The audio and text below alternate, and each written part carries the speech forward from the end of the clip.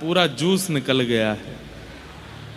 इतने थक जाते हैं भाई, दिन भर इतना यहाँ पे क्रम। आप कहेंगे कि महाराज जी आपके हाथ में, चाहो तो कहीं मत जाओ, तो फिर सुनने पड़ते हैं ताने। हमारे एक तो रिश्तेदार भी बहुत हैं यहाँ पर, फिर पूज्य पिताजी महाराज के शिष्य परिकर बहुत है जिनकी गोद में खेले हैं, फिर कई संत महापुरुष भी हैं, फिर कुछ ठाकुर जी के प्रचार प्रसार के लिए कुछ इंटरव्यूज वगैरह भी करने पड़ते हैं। अब इतना जाम रहता है दिल्ली में कि कितना भी भाग दौड़। आप सत्य बताएं, आज सुबह से हमने प्रसाद भी नहीं पाया है, ऐसी स्थिति रहती है। पर फिर भी लोग हमको ही सुना देते हैं, हमसे नहीं मिलते, हमसे नहीं बैठते, अब बड़े आदमी हो गए हैं, यूं करते हैं त्यों करते हैं, हम मिलने के लिए आए हैं हमसे। अब मैं कहूँ भाई ठीक है, सुना लीजिए आप, पर कोई बात नहीं, जब ठाकुर जी सुने हैं तो हम भी सुन लें तो कोई बुरी बात है। आप लोग भी इतने पहले ही आके यहाँ विराजमान हो जाते हैं, क्योंकि कईयों को भाव रहता है हम आगे से कथा सुने। जहाँ से भी आप लोग आते हैं इतना श्रम करते हैं, 11 बजे 12 बजे से लोग आ जाते हैं 9 बजे से। अरे जय हो भैया, तुम्हारा हमारा तप एक जैसा है। बताइए, 9 बजे से आकर के बैठ जाते हैं। सोच रहे हैं आप लोग, आवाज नहीं आ रही, अब हम क्या बताएं, बताओ। इनका पेमेंट कम कर देंगे और कुछ तो कर नहीं सकते हम। ने आवाज खोल दो भैया, सबको आ जाए। तो अब आ रही है आवाज? अच्छा, ये वाला स्पीकर ही बंद है। अब आ रही है? अभी भी नहीं आ रही? दिखवाओ भैया क्या हो गया है। आप लोगों को आ रही है? ठीक है, बस ये सेक्शन बचा है, कुछ हो सकता है। हाँ हाँ, अभी तार लगवा रहे, रुक जाओ। तो क्या बता रहा था मैं? हाँ, तो भैया दिल्ली में बहुत श्रम हो गया है भी तो राजधानी, तो यहाँ दिन भर से हमारी परेड रहती है। अब सुबह के हम निकले हैं 9 बजे के, आते ही सीधे बस यहाँ पीछे होटल है इसका, तो हमने बस कमरा कपड़े बदलने के लिए रखा है। यहाँ आते हैं, कपड़े बदल के सीधे आपके पास आते हैं। यहाँ संध्या में कथा पूरी करेंगे, सीधे फिर आज फिर से नरसिम्हा देखने जा रहे हैं हम, सीधे यहीं से जाएंगे। भैया पिक्चर हो तो एक आध बार देखी जाए, पर वो तो ठाकुर जी हैं, इसलिए हम बार बार चाव आता है कि देखने चलें। फिर क्रम तो ऐसा है, बाकी ठाकुर जी की इच्छा। ऐसा पिछले कुछ सालों से 7 अगस्त को हम वृंदावन में ही हो रहे हैं, तो प्रथम दर्शन श्री राधा रमण जी का कर लेते हैं। तो इस बार भी आ गई आवाज? वाह, अभी तो तार लगो भी नहीं, फिर भी आ गई।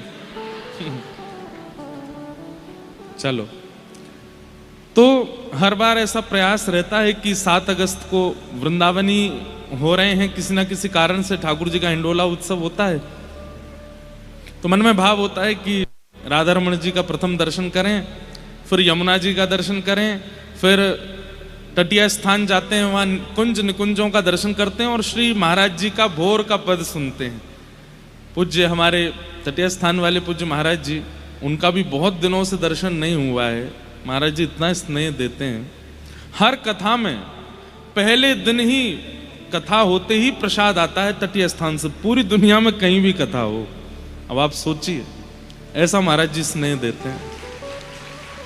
अभी यहाँ पूरी होगी, 12 तारीख से सीकर में कथा होगी, सीकर में पहले दिन ही प्रसाद आएगा, तटीय स्थान से ही प्रसाद आता है पहले दिन।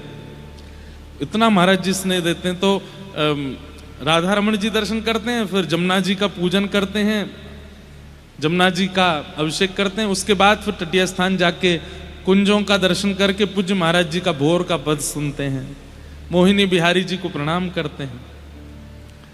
फिर उसके बाद मलुक पीठ महाराज जी अगर विराजमान होते हैं तो उनके पास जाते हैं, मलुक बिहारिणी जी का दर्शन करते हैं मलुक पीठ वाले महाराज जी से। ये सुबह सुबह हो जाता है क्रम, 4 बजे शुरू, और फिर सब जगह प्रणाम करते हुए फिर गोपेश्वर महादेव जाते हैं, उनको प्रणाम करके 7:30 बजे तक घर आते हैं। फिर लाल जी का पंचामृत अभिषेक करते हैं, हर 7 अगस्त का यही नियम है।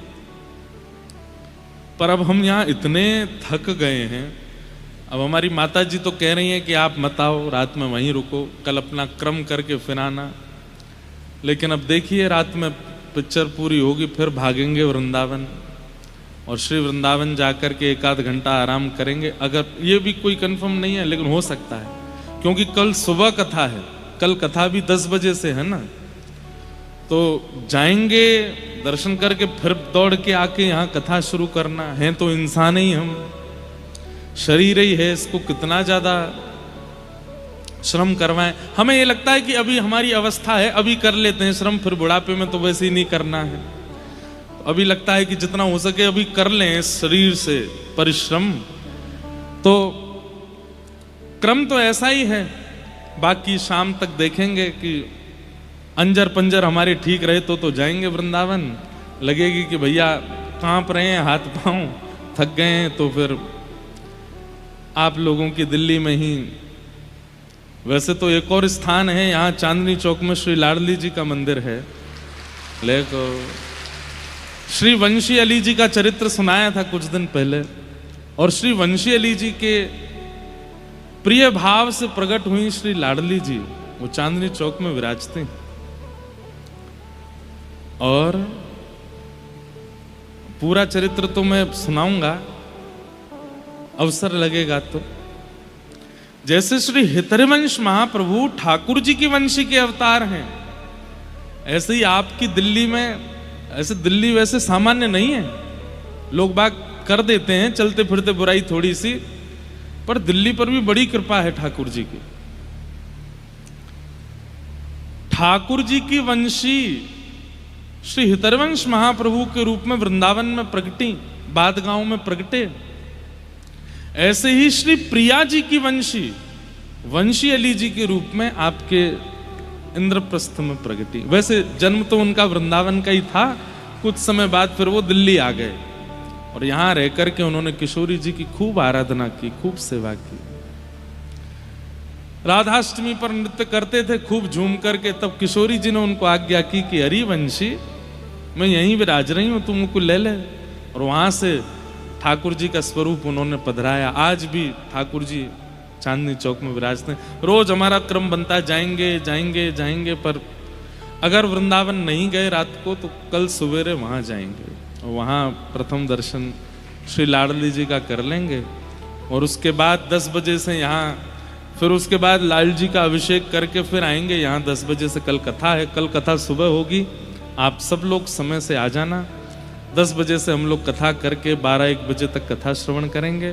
फिर उसके बाद शाम 5 बजे से ठाकुर जी का हिंडोला उत्सव पास के ही एक और पंडाल में होगा, विक्टोरिया नाम है उसका, वहाँ सब लोग आ जाइएगा।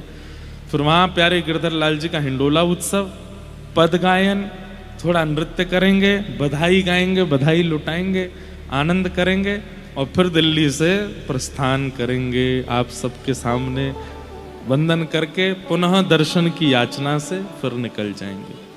तो कल का है, क्या कह रहे हैं, जल्दी आना। वाह, ऐसे कह रहे हो जैसे मैं कहाँ जा रहा हूं, ये रहा वृंदावन, 150 किलोमीटर ही तो है। आपका अब ठीक है, बस आ जाएंगे, ठीक है, जल्दी आएंगे।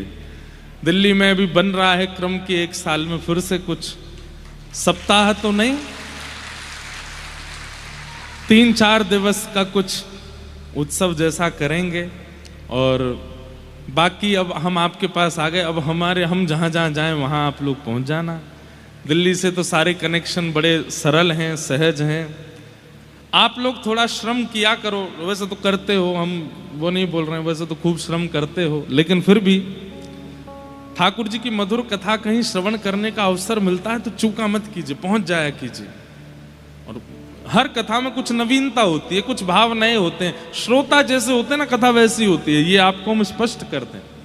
जैसे श्रोता वैसी कथा। कथा का क्रम हर जगह होता है, पर हर जगह अब 12 तारीख से पूज्य श्री मलुक पीठ वाले महाराज जी के सानिध्य में कथा है रहवासा में, वहाँ की कथा ही अलग होगी, कुछ और ही भाव प्रकट होंगे, वो भी सुननी चाहिए आप लोगों को। उसके बाद फिर जयपुर में भक्तमाल होगी, वो भी सुनने योग्य है। सब कथाओं का अपना अपना रूप है।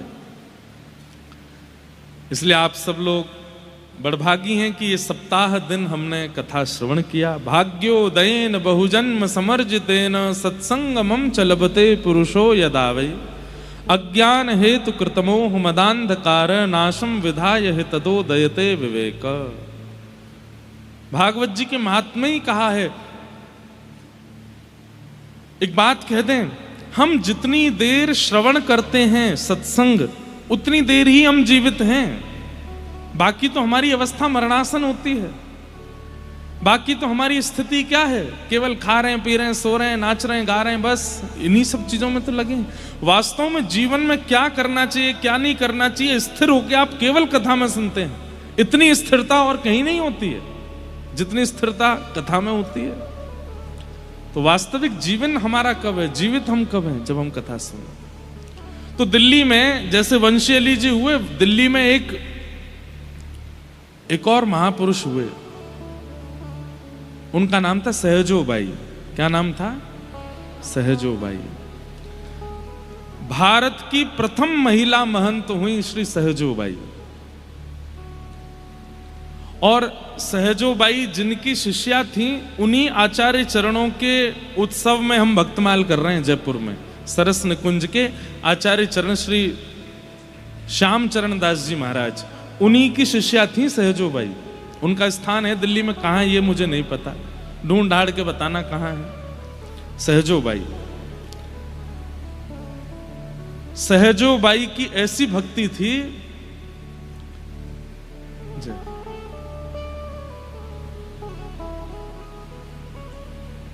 कितने आचार्यों ने सहजोबाई की भक्ति को सराहा।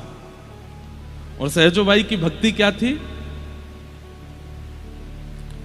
गुरु न बिसारूं राम तज डारूं, गुरु न बिसारूं राम तज डारूं।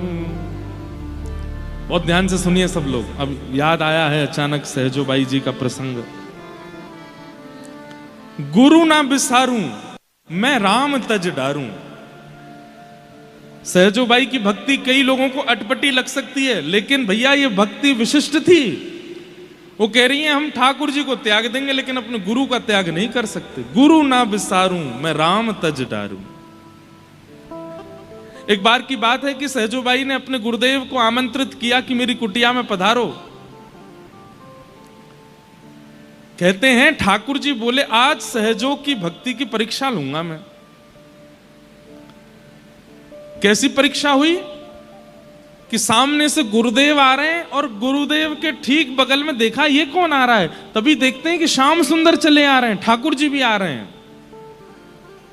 ठाकुर जी मानो देखना चाह रहे हैं, चल सहजो आज दिखा दे कौन को पहले पूजेगी, कौन को पहले वंदन करेगी, कौन को पहले उपकार करेगी।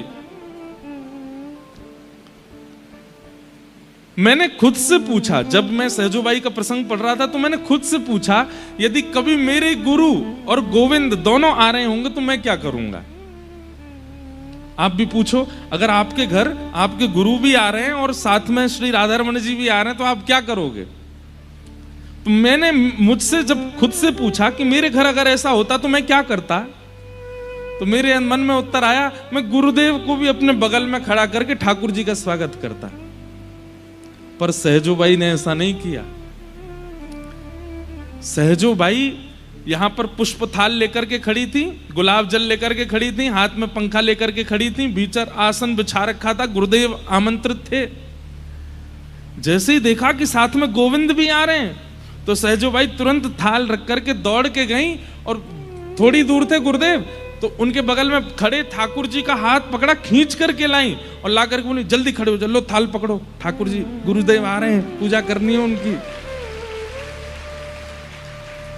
ठाकुर जी बोले सहजो भगवान हूं मैं, ये तन मैंने दिया, जिस तन का तू भाव रखती है ये तन मैंने दिया तुझको, ये आत्मा मैंने दी, ये बुद्धि मैंने दी, ये नेत्र मैंने दिए। सहजो कहती है तन आपने दिया, बुद्धि आपने दी, नेत्र आपने दिए, पर इनका सदुपयोग उन्होंने दिया है। इनका सदुपयोग तो उन्होंने दिया। अगर ये ना आए होते तो तन प्राप्त करके भोग भोगने के लिए कोई गलत नहीं था। तन तो आपने कितनों को दिया है, जीव आपने कितनों को दिया, आंख आपने कितनों को दी, कान तो सबको दिए, पर वो अपने समस्त अंगों से गलत क्रिया कर रहे हैं। इसलिए तन देने का अभिमान मत करो ठाकुर जी, चुपचाप खड़े रहो, गुरुदेव आ रहे। ठाकुर जी स्तब्ध हो गए। सहजो बाई की भक्ति। गुरु ना बिसारू मैं राम तज डारू, गुरु ना बिसारू मैं राम तज डारू। ठाकुर जी बोले अंत तो गत्वा मेरे लिए ही तड़पेगी, मेरी प्राप्ति के लिए ही तड़पेगी। बोले तड़पूंगी क्यों? बोले क्योंकि मेरी प्राप्ति करना ही जीवन का सार है। बोले मैं भी वचन देती हूं कि मैं अपने गुरुदेव के आश्रय में रहकर के ठाकुर जी को तड़पा दूंगी। वो ही कहने लगेंगे कि सहजो आजा, मैं तैयार बैठा हूं तेरे लिए। मैं अपने गुरुदेव का आश्रय नहीं छोड़ सकती। सहजो भाई के बड़े अच्छे अच्छे पद हैं, कोई मुझे मिले अभी तो मैं एक सुनाऊं।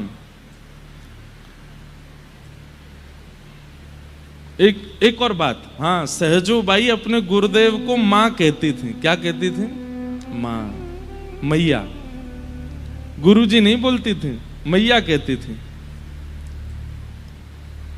क्यों? बोले ये मां ही है। बोले जिस प्रकार एक मां अपने बालक को संभालती है, वैसे ही तो इन्होंने संभाला हमको। एक है पद मेरे पास है, मैं सुनाता हूं, रुकिए।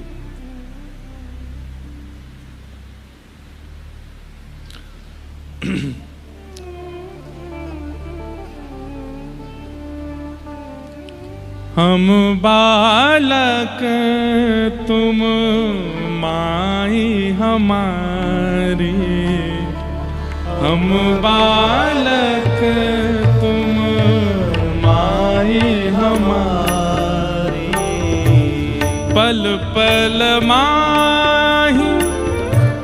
ये सहजोबाई की गुरु निष्ठा है। वो अपनी गुरु को प्रणाम करती हैं ये बोल करके। दिल्ली सामान्य नहीं है भैया, दिल्ली में सहजोबाई हुई है, दिल्ली में वंशी अली जी हुए। सुनिए कितना सुंदर भाव है। हम बालक तुम माई हमारी, हम बालक तुम माई हमारी, पल पल माही करो रखवारी, पल पल हर समय आपने मेरी रक्षा की है।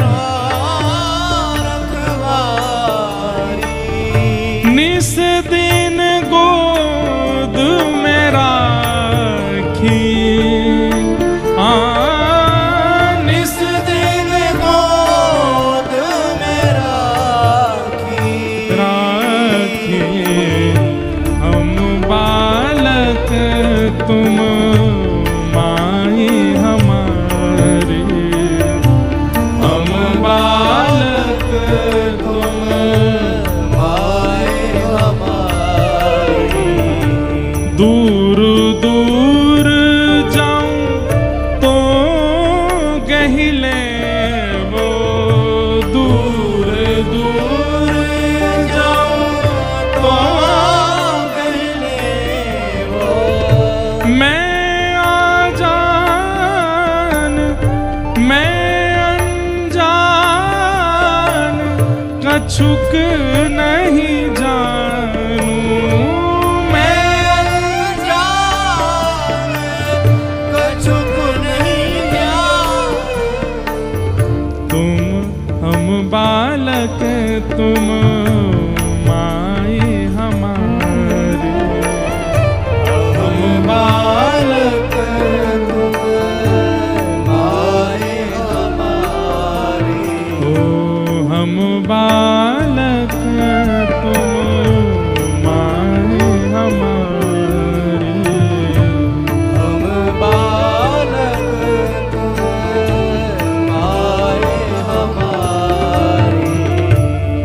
जैसी तैसी तुम ही चिन्हो, जैसी तैसी तुम ही चिन्हो। मैं जैसी हूँ नाथ मैं आपकी हूँ, मैं जैसी हूँ मैं आपकी ही हूँ। एक छोटी लाली हूँ आपकी, एक छोटी बालिका हूँ आपकी। और कितना सुंदर शब्द कहती हैं, गुरुदेव आपने मुझे एक खिलौना दिया है। कौन सा खिलौना?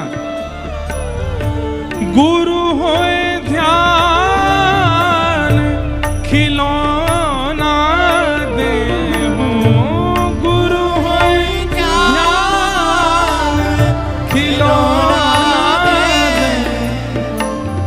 हम बालक तुम माई हमारी, हम बालक तुम माई हमारी, हम बालक तुम माई हमारी, हम बालक तुम माई हमारी।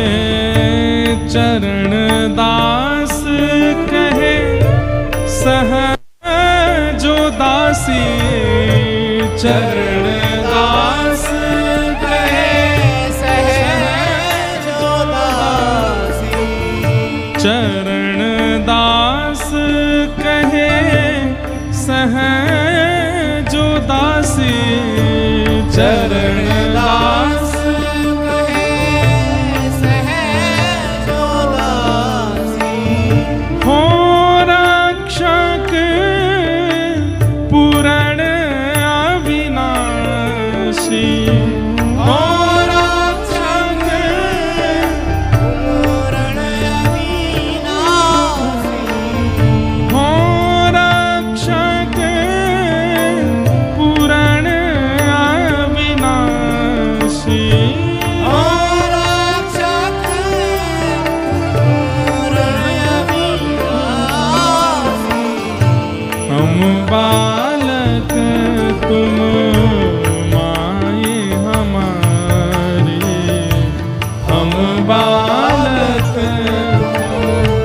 माई हमारी, हम बालक तुम माई हमारी, हम बालक माई हमारी। बोलो सदगुरुदेव भगवान की। गुरु ना तजू, गुरु ना तजू पर राम को बिसारूं। मैं ठाकुर जी को छोड़ दूंगी पर अपने गुरु को नहीं छोड़ सकती। ऐसी सहजोबाई हुई दिल्ली में। गुरुदेव आए हैं तो ठाकुर जी को थाल पकड़ा दिया, बोले खड़े हो जाओ साथ में, गुरुदेव आ रहे हैं, पूजा करेंगे संग में। गुरुदेव आए हैं, सामने आरती कर रही हैं। ठाकुर जी से कहते हैं लाओ गुलाब जल दे दो, ठाकुर जी दे रहे, लो करो पूजा करो। यहां तक तो ठीक था। जैसे ही भवन में भीतर प्रवेश करने, छोटी सी कुटिया, रात भर बैठ करके सहजोबाई ने एक आसन बुना था, एक ही आसन बुना था और उस पर बढ़िया सजा के गद्दी वद्दी लगा के रखा था। गुरुदेव बैठेंगे। अब तीनों भीतर आए हैं, गुरुदेव और ठाकुर जी दोनों सोच रहे भाई आसन एक, यहां पे भी तो हुआ था अभी ऐसा। आसन एक, बैठे वाले दो, कौन बैठे?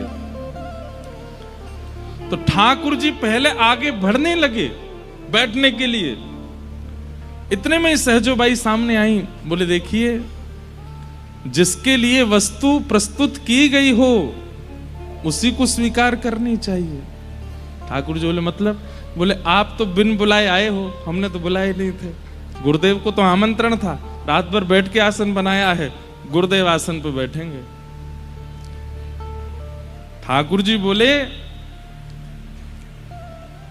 पहले बाहर बोले हमने जन्म दिया, हमने शरीर दिया, आदि आदि पूरा पद है। तो ठाकुर जी बोले हमने ही सब कुछ दिया है, हमने ही पंच इंद्रियां दी तुमको, ये आंख नाक जीव कान सब कुछ हमने दिए, ये कुटुंब सब हमने दिए, ये सब भोग भोगने की सामग्री हमने दी, ये कर्म मार्ग आदि सब हमने दिया और तुम हमको ही कुछ नहीं भज रही हो। तो हर एक प्रश्न का उत्तर देती हैं। पहले ठाकुर जी ने किया कि हमने 5 इंद्रियां दी, तो श्री सहजोबाई कह रही हैं हरि ने 5 इंद्रियां नहीं दी, हरि ने 5 चोर दिए साथा। ये 5 चोर दिए आपने हमको, इनको आप इनकी ज्यादा प्रशंसा मत करो, ये चोर हैं। बोले क्यों? आंखें सुंदरता चुराती हैं, कान स्वर चुराते हैं, जीव जो है वो चट्टपने में ही मरी जाती है। ये देख करके आपने कुछ अच्छा नहीं किया, ये तो चोर दिए थे आपने। इन चोरों को दास बनाया गुरुदेव ने। ये आंखें तो चोर ही थी, कान तो चोर ही थे, जीव तो चोर ही थे, पर इनके चित्त में दासत्व तो कहां से आया? इनके वचनों से आया, इनके आगमन से आया। हरि ने 5 चोर दिए साथा, गुरु ने लाई लुटाई अनाथा। ये चोर जो अनाथ थे, जीव अनाथ थी, नेत्र अनाथ थे, कान अनाथ थे, इन अनाथों को नाथ बन करके गुरुदेव आ गए और इनको बताया कि क्या करना चाहिए। गुरुदेव बैठेंगे आसन पे। हरि ने कुटुंब जाल में घेरो, ये कुटुंब जाल में आपने घेरा हमको। गुरु ने काटी ममता की बेरी, इस कुटुंब जाल से जो ममत्व है वो तो इन्होंने काटा है। आसन पे ये बैठेंगे। और हरि ने भोग, आपने भोग दिए हमको, लेकिन साथ में ऐसे भोग दिए जिनको अति भोगने से रोग भी होते हैं। हरि ने भोग रोग उरझायो, गुरु जोगी कर सबे छुटायो। आपने तो रोग दिए, भोग दिए, पर गुरु ने सब छुड़ा दिया। सारे भोग दूर हो गए। अब कुछ सुहाता नहीं। अब संसार के विषय भोग अच्छे नहीं लगते हैं। किसकी कृपा से? गुरुदेव की कृपा से। फिर हरि बंध मुक्त गति लाए, गुरु ने सब ही मर्म मिटाए। चरण दास पर तन मन वारूं, अपने गुरुदेव पर मैं सब वार दूं। गुरु न तजू हरि को तज डारूं, मैं गुरु को नहीं छोड़ सकती। आप नाराज हो जाएं, मुझे नरक भेज दें, आप चाहे चले जाएं, पर मैं गुरु को नहीं छोड़ सकती। ठाकुर जी इतने प्रसन्न हो गए सहजो बाई पर। बोले सहजो, अब एक अंतिम बात मैं कह दूं। बोले क्या? गौर से देखना। सहजो बाई देखती रही और देखते ही देखते क्या हुआ, वो जो 2 खड़े थे हरि और गुरु, वो 2 से एक ही हो गए, क्योंकि हरि ही गुरु है, कोई विलग नहीं थे। सहजो, तेरी भक्ति में कोई कमी नहीं है। तेरे भाव कई लोगों को हो सकता है चुभे कि हरि के लिए ऐसा कैसे बोल रही हैं, पर हरि और गुरु ये दोनों एक ही हैं। ऐसी निष्ठा थी सहजोबाई की अपने गुरु के प्रति। वो कहां हुई? दिल्ली में हुई। इसलिए दिल्ली सामान्य नहीं है। यहां हुए तो अच्छे अच्छे भक्त हैं, अब बहुत समय से नहीं हुए। आप लोगों में से देखो कौन निकले ऐसो जो ऐसी भक्ति करे कि ठाकुर जी प्रसन्न हो जाए, प्रकट हो जाए। ऐसी भावना है। और भी बहुत प्रसंग है सहजोबाई जी के। इन्हीं चरणदास जी का ही ये सरस कुंज जो है, इसी परंपरा में पूज्य श्री चरणदास जी हैं, जहां हमारी भक्तमाल होती है साल में एक बार। ऐसे आचार्य चरणों को और गुरु निष्ठा करने वाली सहजोबाई जी को हम बारंबार प्रणाम करते हैं। आइए कथाक्रम में प्रवेश करें। कल ठाकुर जी सब ब्रजवासियों को लेकर के गोवर्धन गए हैं और सब ब्रजवासी कह रहे हैं, लाला हम तेरी मान के गिरिराज जी चले तो जाएंगे, पर कहीं इंद्र नाराज है गया तो?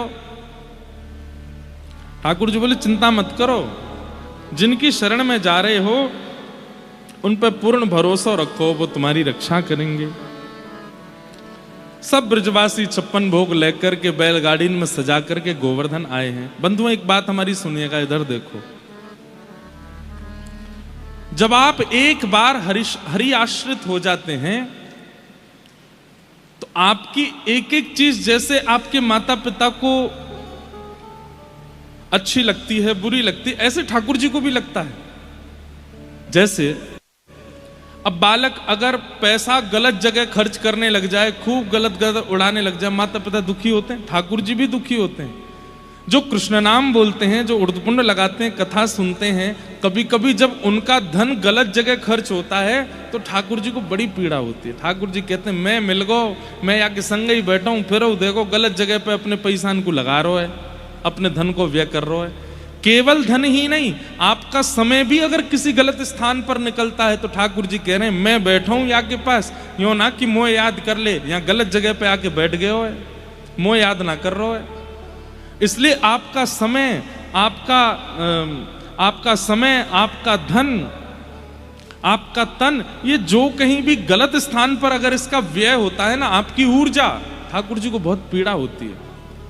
ठाकुर जी कह रहे हैं खाली बैठो है तो फिर दुनिया भर के प्रपंचन में काई को जा रहे हो भैया, मैं हूं ना, मोह याद कर ले, मुझसे बात कर ले, मेरे पास आ जा। समय कहां होता है हरि भक्त के पास संसार के विषयों को भोगने का। लोग बाग कहते हैं संत जन इतने प्यारे क्यों लगते हैं, संत जन इतने अच्छे क्यों लगते हैं, उनके चेहरे में इतना आकर्षण क्यों होता है, इतना नूर कैसे आ जाता है। वो कुछ लगाते तो है नहीं, तो हम उत्तर देते हैं कि भाई संसार के लोग संसार से समय निकाल करके ठाकुर जी को याद करते हैं, और संत जन वो 24 घंटा ठाकुर जी में ही लगे रहते हैं। कभी कभी समय निकाल के संसार को देना पड़ता है। महापुरुषों से पूछो, आप हमारे घर आ जाओ, समय नहीं है, कर क्या रहे हैं, समय नहीं है तो क्या करते क्या हैं। आप खेती करते हैं कि आप संसार चला रहे हैं कि आपको पार्लियामेंट में बैठना, करना क्या है, ठाकुर जी को याद करना है, ठाकुर जी से बात करनी है, ठाकुर जी का श्रृंगार करना है, ठाकुर जी की सेवा करनी है। वो ठाकुर जी में ही व्यस्त हैं, कैसे आए वहां से।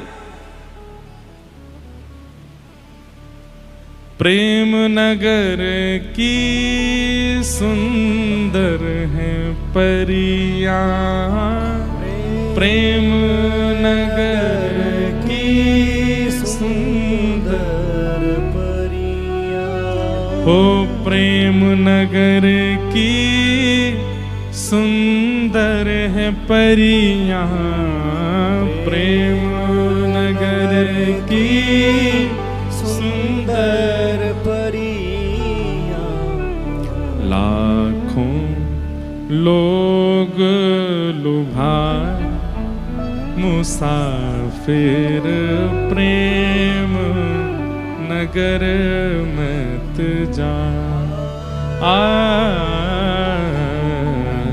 प्रेम नगर मत जा मुसाफिर, प्रेम नगर मत जा। ये परियां कौन है? ये आचार्य चरण, ये संत चरण, स्वामी श्री हरदास जी महाराज, हितरवंश महाप्रभु, ये सूरदास जी महाराज, श्रीमद वल्लभाचार्य जी महाराज, श्रीमद रामानुजाचार्य जी महाराज, ये सब कौन है? ये सब प्रेम नगर की परियां हैं। इनको एक बार कोई देख ले तो इन पर आकर्षित रह जाए।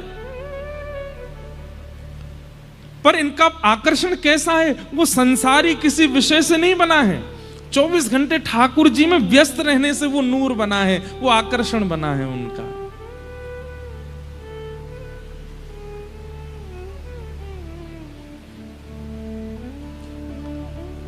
हमेशा ठाकुर जी में रहे। और जब ठाकुर जी मिल गए हैं, फिर ठाकुर जी को छोड़ जब अन्य भावों में लगता है ना, ठाकुर जी को फिर बड़ी पीड़ा होती है। ठाकुर जी कह रहे हैं मैं सब छोड़ छाड़ के आके घर आ गए हो, ये जैसो खवावे खा लूं, जैसो पिलावे पी लूं, जैसो पहनावे पहन लूं, और फिर या के पास में प्रपंचन के काजे कितनो समय है, मेरे काजे समय ना है। यहाँ पे समय, धन, ऊर्जा, तन, ये जब असत जगह व्यय होता है ना भक्त का, तो ठाकुर जी को बड़ी पीड़ा होती है। ब्रजवासी को ठाकुर जी मिल गए। ठाकुर जी कह रहे हैं मैं अपने वास्तविक माता पिता छोड़ के आया हूं ब्रजवासियों के लिए, और जो ब्रजवासी साल भर तो मेरे पास ही रहे, मैं पर साल में एक दिन आके काजे बा इंद्र की पूजा करें, वहां इंद्र के पास जामे। अरे जब मैं मिल गयो तो फिर और देवता चित्त न धरई। अब सब देवताओं के लिए ऐसे ही कहा जाता है कि भाई जब उनके उपासक हो गए तो औरों को चित्त में क्यों धारण करो। पर हनुमान जी को चित्त में फिर भी आप अगर कृष्ण उपासक हो फिर भी हनुमान जी का धारण कर सकते हो, राम उपासक हो फिर भी हनुमान जी का धारण कर सकते हो। क्यों? क्योंकि श्री हनुमान जी परमात्मा भगवान तत्व स्वयं को मानते नहीं है, वो तो दास ही मानते हैं। अगर दास को हृदय में धारण करोगे तो कोई टेंशन नहीं है। लेकिन कई बार हम लोग भगवान के स्थान पर अन्य अन्य देवी देवताओं को भी बहुत ज्यादा स्थान देते हैं। पूजो सबको, सबके पास जाओ, सबकी पूजा करो, पर हृदय में स्थान एक को दीजिए। हृदय में स्थान एक को ही देना। कई लोग पूछ रहे हैं महाराज जी अब हम श्री वैष्णव हो गए, हमारे ठाकुर जी तो शंख चक्र गदा पद्मधारी हो गए, तो हम कृष्ण भगवान की पूजा नहीं कर सकते। ये भेद दृष्टि आ क्यों रही है आप में? नारायण और कृष्ण में आप भेद कैसे मान सकते हो? वो एक ही हैं, उन्हीं का अवतार है। हमें भेद ही नहीं पता कि नारायण कौन है और अन्य देव कौन है। बोलना नहीं है, नहीं तो लोग बाग फिर जो उन देवताओं की उपासना करते हैं वो हमसे लड़ लेंगे, आप ऐसा क्यों कर रहे हो। पर हमारी एक ही बात है कि अगर चित्त में श्री राधा रमण, राधा वल्लभ, बिहारी जी, गिरधर लाल जी, श्रीनाथ जी, ये सब कृष्ण स्वरूप विराजमान हैं, इनके प्रति प्रेम है, तो यही आपके इष्ट हैं, कृष्ण ही आपके इष्ट हैं। कई लोग राधा वल्लभ जी, राधा रमण जी, बिहारी जी में भी भेद मानते हैं। नहीं, ये एक ही हैं, बस आचार्य चरणों की उपासना से अलग अलग प्रकट हो गए। हरिदास जी के लिए बिहारी जी, पितरवंश महाप्रभु के लिए राधा वल्लभ जी, गोपाल भट्ट गोस्वामी के लिए राधा रमण जी, रूप गोस्वामी, आज रूप गोस्वामी पाद जी का तिरोभाव दिवस है, जिन्होंने श्री गोविंद देव जी को विराजमान किया। ये एक ही हैं, बस अलग अलग स्वरूप ठाकुर जी के हो गए। इसका मतलब ये नहीं कि आप उनके दर्शन नहीं कर सकते, सबके करो, सबको वंदन करो।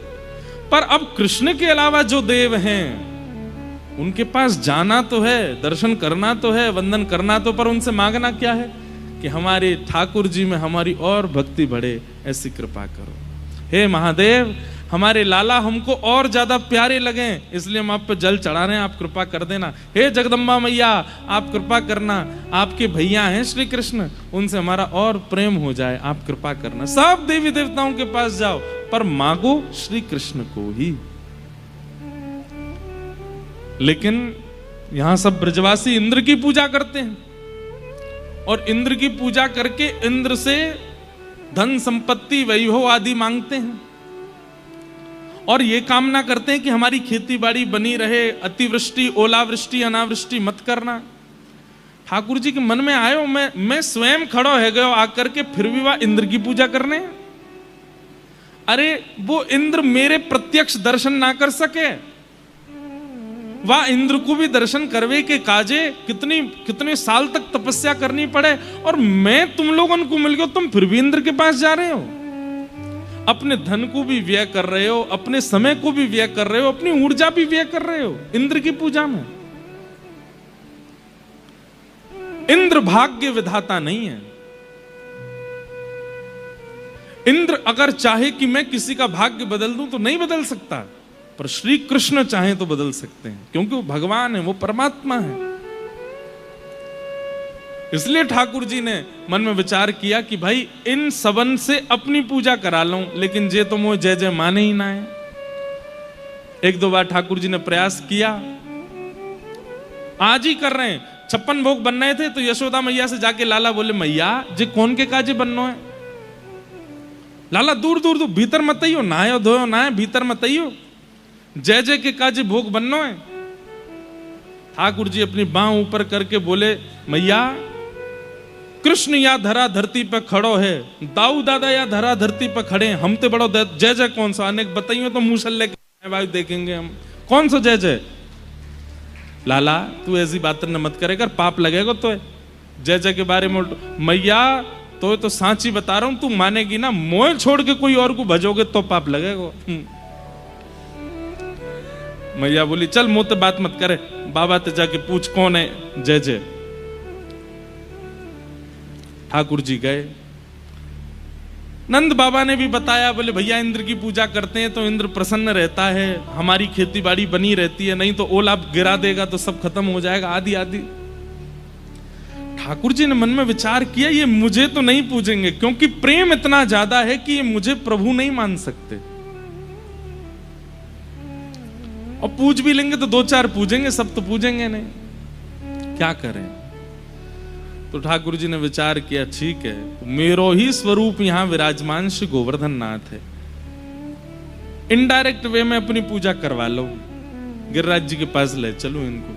तब ठाकुर जी एक चबूतरे पे खड़े है गए, सब ब्रजवासी इनको इकट्ठो करके कही, अरे भैया मेरी बात सुनो सबरे। बोले हाँ लाला, ये इंद्र की पूजा कितने वर्षों से कर रहे हो? बोले जन्मंत कर रहे हैं लाला, हमारी पीढ़ी दर पीढ़ी करती आई। अच्छा, तो तुमने इंद्र देखो, ये इंद्र देखवे में कैसो लगे, या कि हाथ कैसे, या कि पाम कैसे, या को मुख कैसो, या कि आवाज कैसी, कभी सुनो है? सब एक दूसरे का मुंह देखें, बोले ना लाला हमने सुनो तो नहीं। अच्छा एक बात बताएं, आप श्री कृष्ण के दो रूप देखिए, यही श्री कृष्ण महाभारत में जब बोलते हैं तो इनकी वाणी, और यही श्री कृष्ण जब ब्रज में बोलते हैं तब इनकी वाणी कितनी सरल। क्यों? क्योंकि ब्रजवासी सरल हैं, इसलिए उनको सरल भाषा में ही समझाते हैं ठाकुर जी। ठाकुर जी बोले, जाकू तुमने कभी देखो नहीं, जाकू कभी सुनो नहीं, जासे कभी मिले नहीं, वाकी पूजा कर रहे हो। अरे भैया पूजनो है तो पूजो गिरिराज, हमारे ब्रज में श्री गिरिराज जी हैं, इनकी पूजा करो। अरे लाला इनकी पूजा करवे तो कहा होएगा? अरे चार भुजा धारण करके प्रकट होएंगे, दर्शन देंगे, आप सबन से बात करेंगे, और तो और आप सबन के घर की सामग्री मगा मगा के पामेंगे। ब्रजवासी बोले ना लाला तू सांची ना कह रहा। बोले मैं सांची कह रहा हूं। अरे ना लाला हमारी सौगंध खा, तुम्हारी सौगंध खा के कह रहा हूं, प्रकट होएंगे, दर्शन देंगे।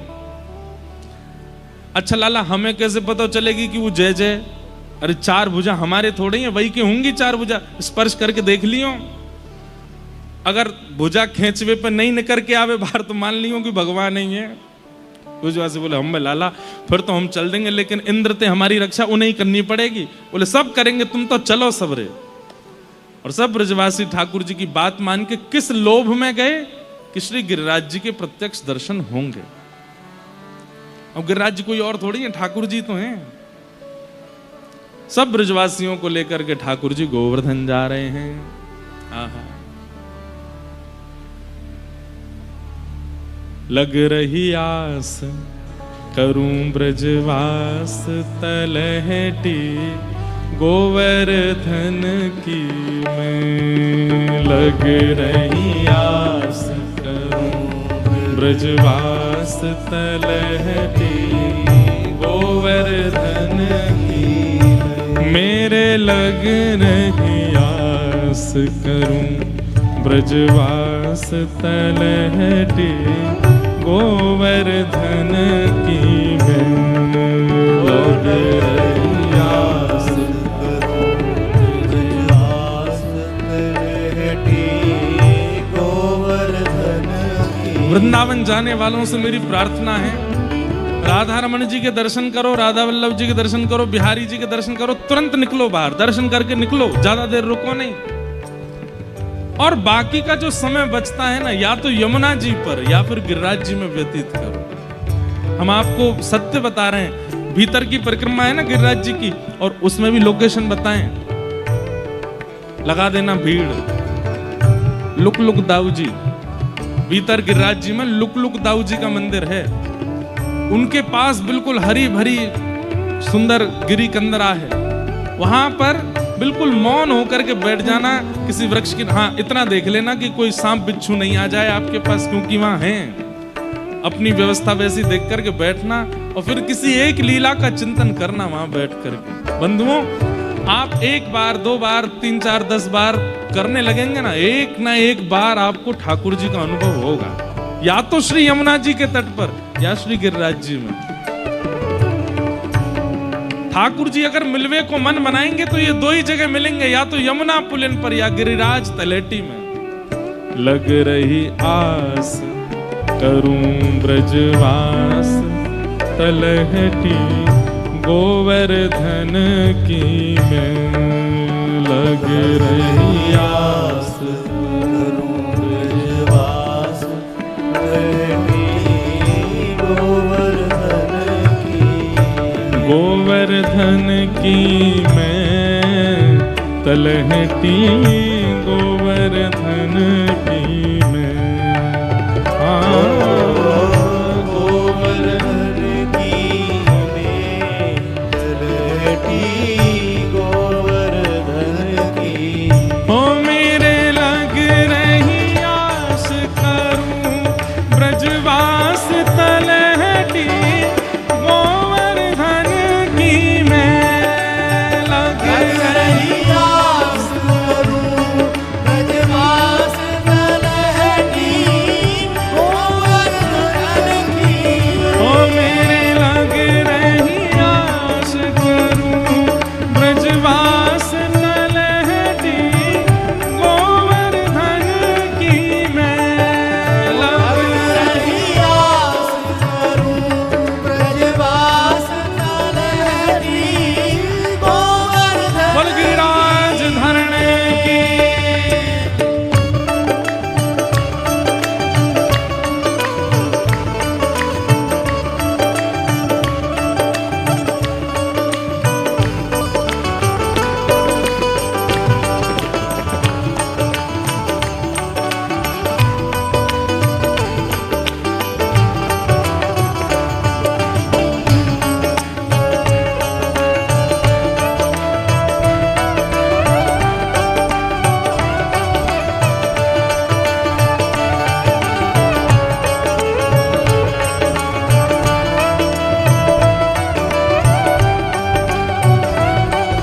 कितने सुंदर शब्द हैं, ध्यान से सुनो।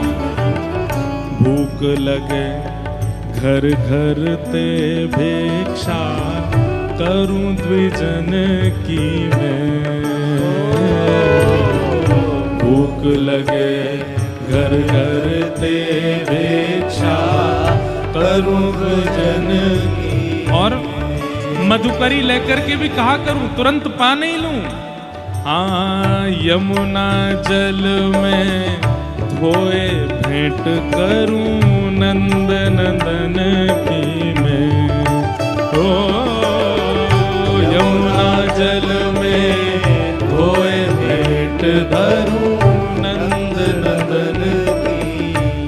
अरे हाँ यमुना जल में धोए भेंट धरूं नंद नंदन की मैं।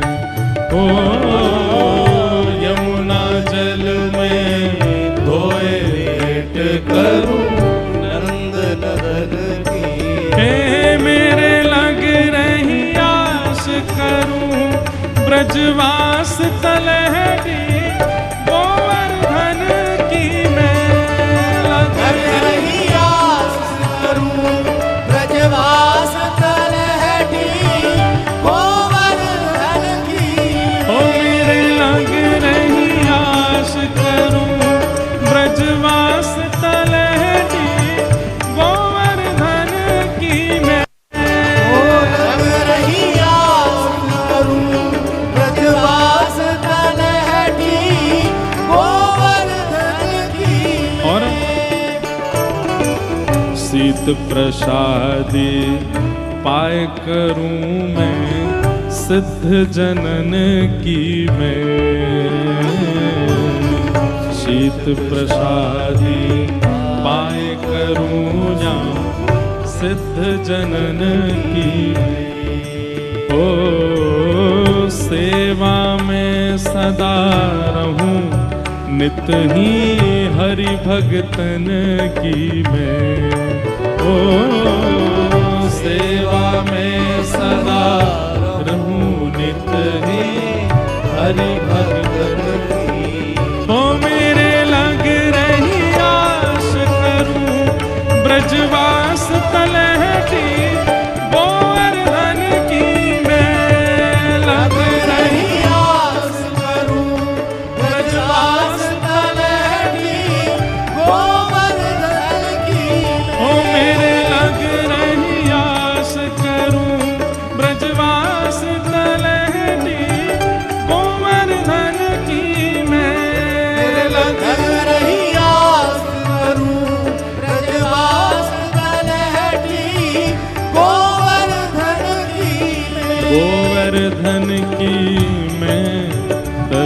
तलहटी गोवर्धन की मैं। हाँ गोवर्धन की मैं, तलहटी गोवर्धन की। हे मेरे लग रही आस करूं ब्रजवास तलहटी गोवर्धन की मैं। लग रही आस करूं ब्रजवास तलहटी गोवर्धन की मैं। इस पूरी पंक्ति का सबसे सुंदर पंक्ति ये है, बहुत अच्छा है। ब्रज तज इच्छा करूं नहीं वैकुंठ भवन की मैं। ब्रज तज इच्छा करूं नहीं वैकुंठ भवन की। सब लोग गाओ।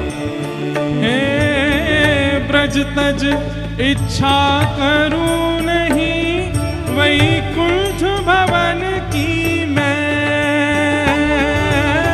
ब्रज तज इच्छा करूं नहीं वैकुंठ भवन की अच्छा, मैं। यहाँ बैठ करके मना कर रहे हो कि वैकुंठ नहीं आना, तो फिर वैकुंठ से पूछ रहे हैं तो फिर कहाँ जाओगे? घासी राम शरण पहुँचे गिरिराज धरण की मैं। ओ घासी राम शरण पहुँचे गिरिराज धरण की। ओ मेरे लग रही आस करूं ब्रजवास तलहटी गोवर्धन की मैं। लग रही आस करूं ब्रजवास तलहटी गोवर्धन की मैं। वल्लभ श्रीनाथ भजो राधे गोविंदा। वल्लभ श्रीनाथ भजो राधे गोविंदा। प्यारे गिरधर गोपाल भजो राधे गोविंदा। प्यारे गिरधर गोपाल भजो राधे गोविंदा। हे गिरिराज धरण भजो राधे गोविंदा। गिरिराज धर भजो राधे गोविंदा। हे गिरिराज धर भजो राधे गोविंदा। श्री गिरिराज धर भजो राधे गोविंदा। हे भजो राधे राधे राधे राधे राधे गोविंदा। राधे राधे राधे राधे राधे गोविंदा। भजो राधे राधे राधे राधे राधे गोविंदा। राधे राधे राधे राधे राधे। हे लग रही आश करूं ब्रजवास तलहटी गोवर्धन की मैं।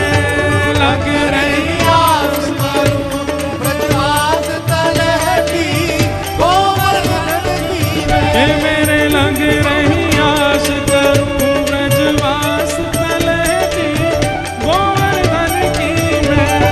लग रही आस करूं ब्रजवास तलहटी भुजा उठा के गाओ। और गोवर्धन की। ठाकुर जी आगे आगे चल रहे हैं, पीछे पीछे हम सब ब्रजवासी चल रहे हैं।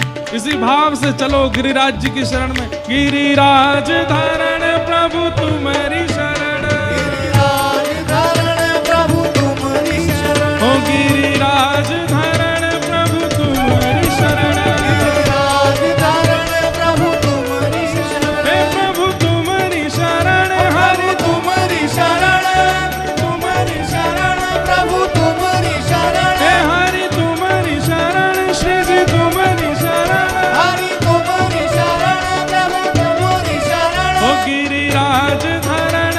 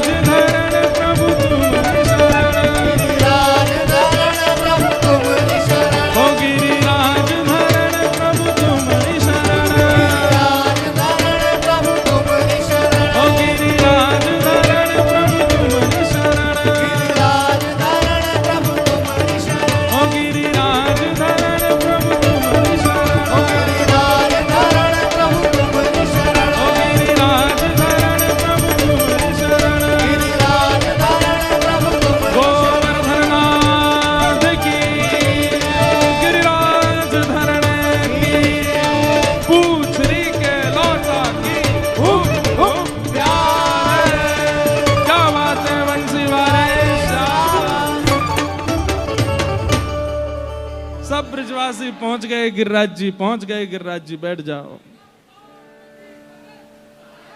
हाँ, सब गिरिराज जी पहुंच गए और ब्रजवासी ने जाकर के अपने अपने 56 भोग पधराए हैं।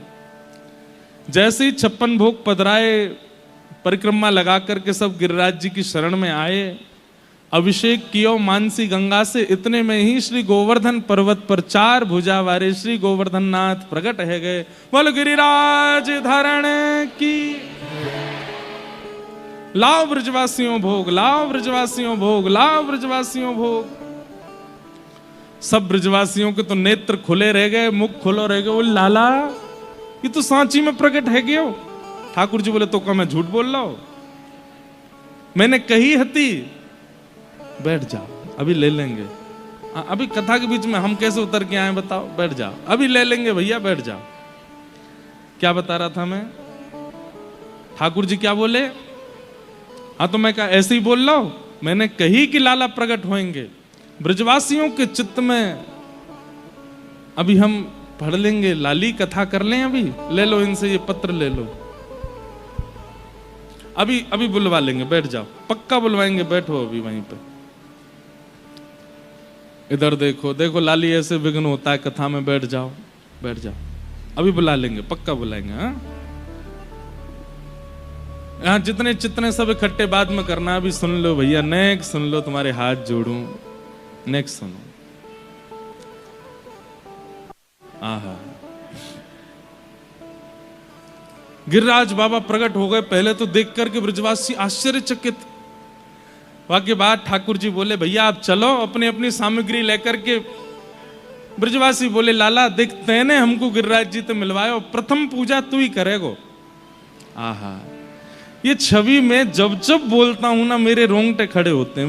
मेरे मन में इतना आनंद मग्न होता है कि भाई ठाकुर जी को श्रृंगार, ठाकुर जी की आरती, ठाकुर जी की आराधना नंद बाबा कर रहे हैं, वसुदेव जी कर रहे हैं, समझ में आती है। राधा रानी कर रही है, समझ में आती है। आचार्य चरण कर रहे हैं, ठाकुर जी की आराधना ठाकुर जी कर रहे हैं।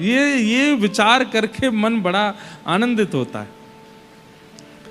अब कल गिरधर लाल जी पधारे। अब उनकी रूप माधुरी को हम कैसे देखते हैं, ये हम जानते हैं ना। कहां तक कहें, नेत्रों से भी बहुत देर तक ठाकुर जी को नहीं देखते परम वैष्णव जन। बोले क्यों? बोले हमारे नेत्रों के कहीं बहुत ज्यादा देर तक हमने देखा तो उनकी तीक्ष्णता से कहीं ठाकुर जी को लग ना जाए। कई लोग मंदिरों में जाते हैं और वो अपलक नेत्रों, कईयों को देखा वो अपलक नेत्रों से देखते रहते हैं, आंसू गिरते रहते हैं। कई बार ऐसा नहीं होता। प्रेम में पता है कैसा होता है? देखने के बाद नीची नजर कर लेते हैं, फिर थोड़ा देखते हैं, फिर नीचे देखते हैं। क्यों? बोले हमारे नेत्रों की उष्णता, हमारे नेत्रों की तीव्रता कहीं श्याम सुंदर को लग ना जाए। तो हम तो ऐसे देखते हैं ठाकुर जी को। देखने भी जाएंगे तो आज्ञा मांगेंगे, वंशी धरा दें, छड़ी धरा दें। ठाकुर जी के सीधे उंगली से पैर नहीं छूते, ऐसे दूर से ही ऐसे मांगते हैं कि ठाकुर जी आपके चरणों को प्रणाम। इतने कोमल चरण है, हमने अपनी उंगली छुपाई तो लग गई। तो अब ये भावना मेरे चित्त में प्रकट होती है ठाकुर जी के लिए। आरसी दिखाते हैं, फिर स्वयं देखते हैं, लाला बढ़िया लग रहे हो, माला जोरदार लग रही है, देख पाक क्या जोरदार धुआं हेरो है, सबरे देख करके न्योछावर रह रहे हैं। ये भावना मन में आती है। लेकिन यही भावना ठाकुर जी के मन में आ रही है, और किसके लिए आ रही है? बोले अपने ही लिए आ रही है। तो ये विचार करके कितना अद्भुत लगता है। एक बार को मान लो कि मैं गिरधर लाल जी की आरती करने नहीं गया, गिरधर लाल जी ही गिरधर लाल जी की आरती करने जा रहे हैं और उसी भाव से जा रहे हैं। और सबसे बढ़िया बात, आरती करी, वंशी धराई, छड़ी धराई, तो ठीक, आरती करने के बाद अपनी ही बलैयां ले रहे हैं कोई की नजर नहीं लग जाए। यही हो रहा है गोवर्धन लीला में। श्री किशोरी जी गा रही हैं ये पद, यह लीला सब करत कन्हाई, यह लीला सब करत कन्हाई। एक रूप सो गिरिधर पूजे, एक रूप सो गिरधर पूजे। एक रूप से तो ठाकुर जी अपनी पूजा कर रहे हैं। अब सोचो, नन्हे से गोपाल जी रोली घोल रहे हैं, और रोली घोल के लगा किसको रहे? वो अपने ही स्वरूप को लगा रहे हैं। बगल में खड़ो मधुमंगल कह रो, लाला जाको मुखमंडल बिल्कुल तेरे जैसो है। ठाकुर जी कह रहे हैं मेरी गैया यहीं आवे ना चरवे, बा को दूध मैं पीऊं, भाई को दूध ये गिरिराज बाबा पीवे, या हमारे हम दोनों एक से लग रहे हैं। देख देख देख लाला जी गिरिराज बाबा हंस रहो, या के दांत भी तेरे जैसे, या की नाक भी तेरी जैसी, या के कान भी ए लाला गैया को दूध तो हम न पियो तेरी को, हम तो ना भाई तेरे जैसे। ठाकुर जी बोले तो क्या लगा मैं धोरी गैया को दूध पिवाऊं? तो बोले श्यामा को दूध पिवाऊं, बाकी मारे तू श्यामा के बछड़ा जैसो ही है वो है। ठाकुर जी की मधुर लीला।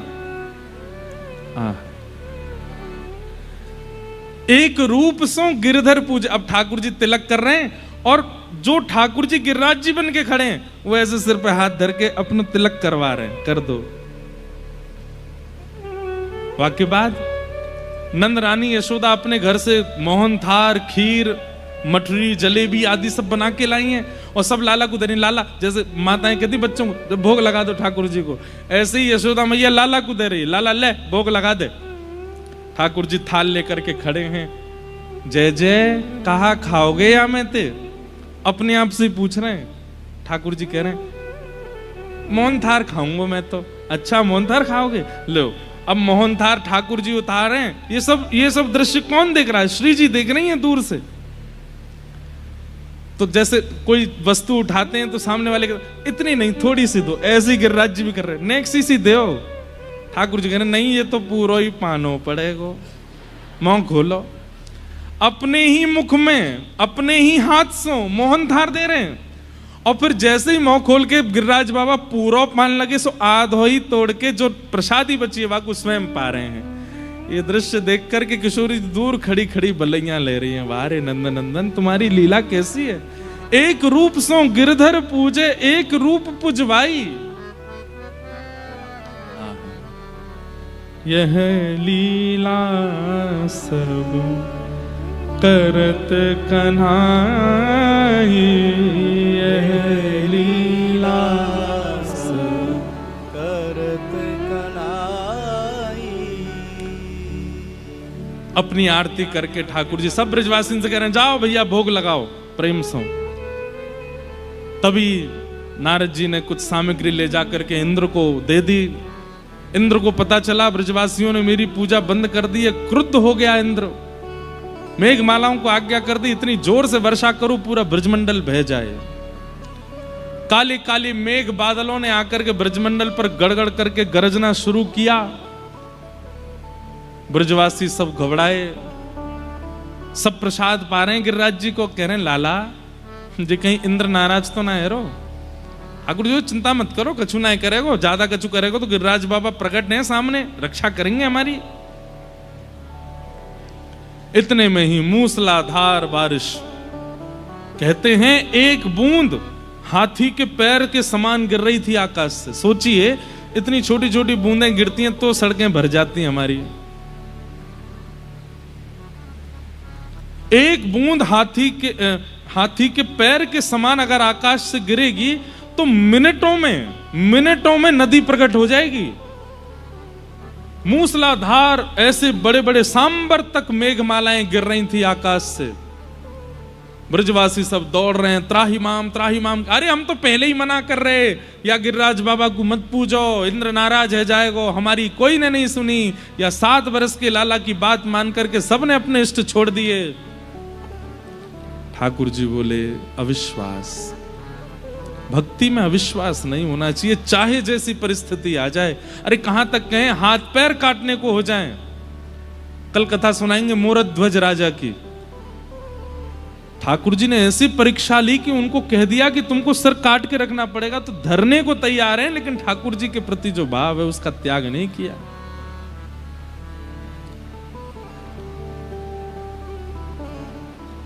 भगवान बोले अब अविश्वास आ तो गया है, इसको विश्वास में परिवर्तित करने के लिए कुछ लीला करनी पड़ेगी, कोई चमत्कार जैसा करना पड़ेगा, तभी विश्वास होगा।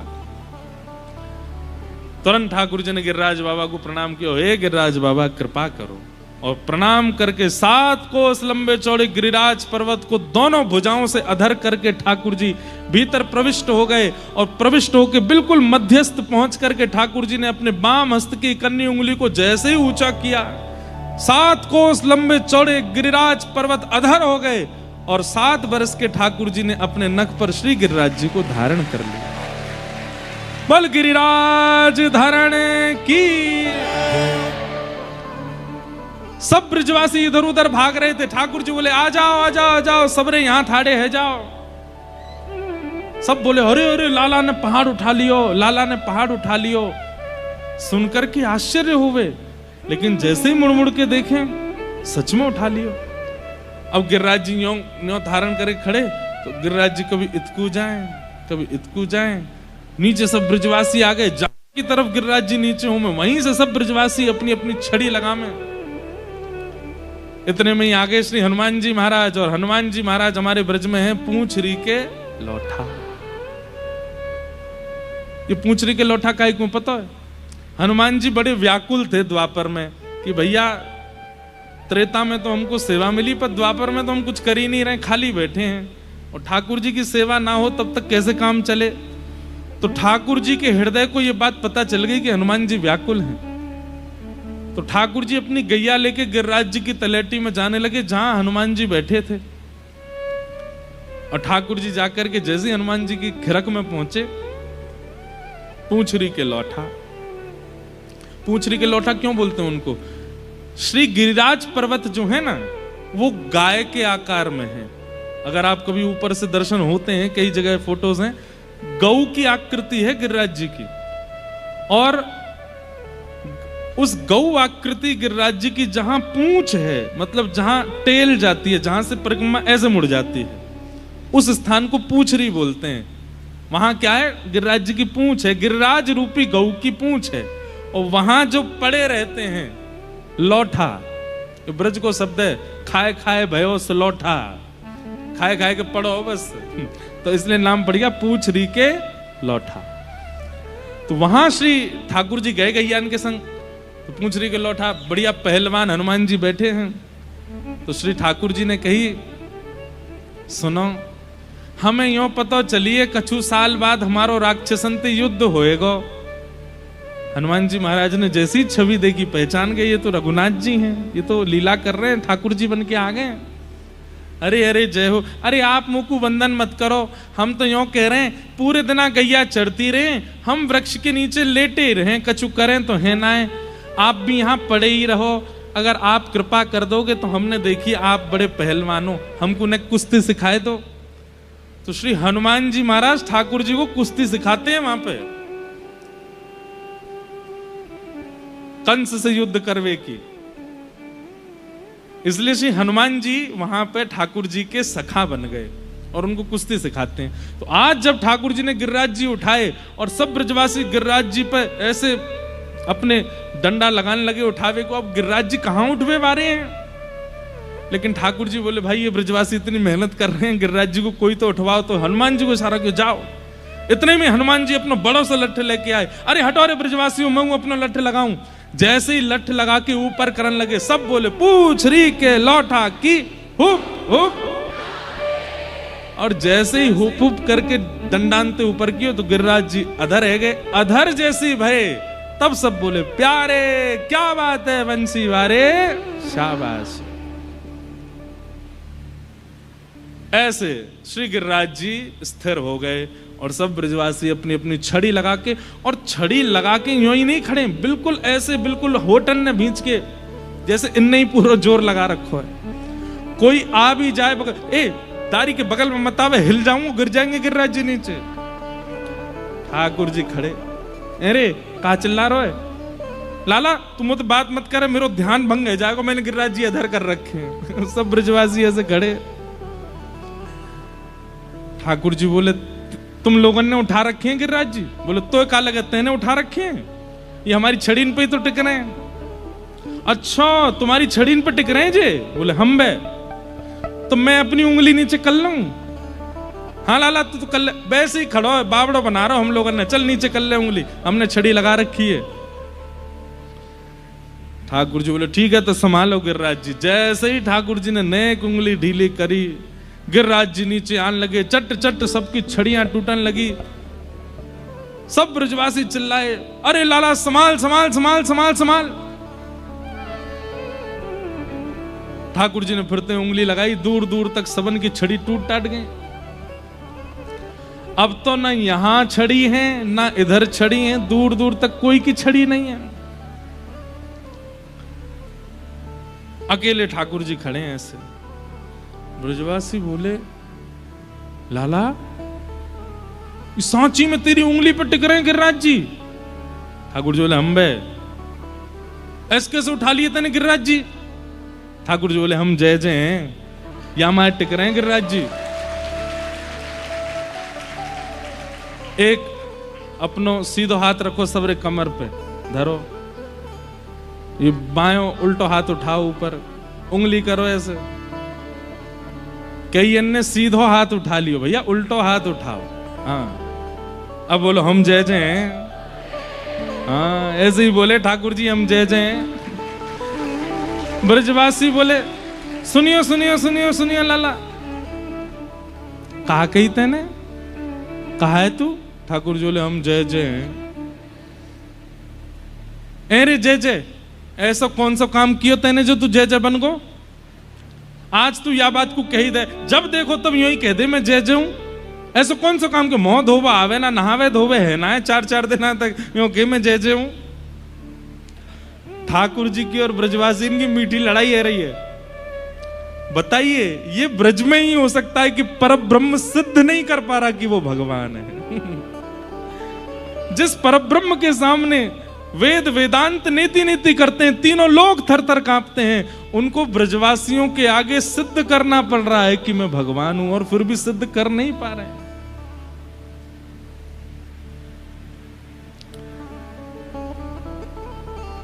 ऐसा कौन सा काम किया होता है ना? ठाकुर जी सब बोले, पूतना मारी, अघासुर मारो, बकासुर मारो, धेनुकासुर मारो, कालिया नाग से तुम सबन को बचायो, और आज बारिश भई तो गिरिराज जी उठा लिए।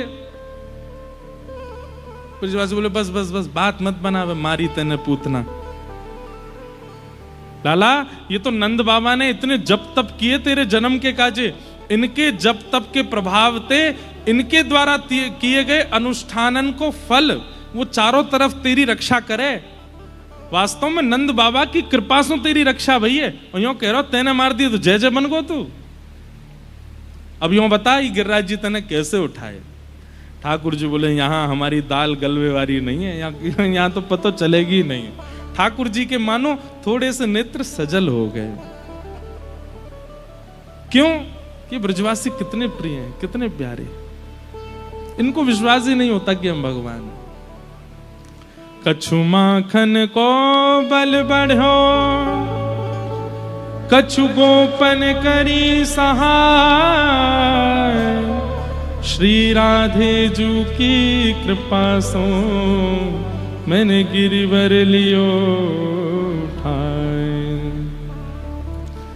आप सबन की कृपा सो, किशोरी जी की आज्ञा सो, और इन गोप ग्वालन के सहायता से मैंने गिरिराज जी उठा लिए। ठाकुर जी का इस स्वभाव सीखिए, सब कुछ स्वयं करने के बाद भी दूसरों को श्रेय देते हैं, और हम लोग दूसरों के द्वारा किए गए क्रियाओं की भी श्रेय खुद ले लेते हैं कि हमने किया। ठाकुर जी कैसे हैं? खुद करने के बाद भी कह रहे हैं, कछु माखन को बल बढ़ो, कछु गोपन करी सहाय, श्री राधे जू की कृपा सो मैंने गिरिवर लियो उठा।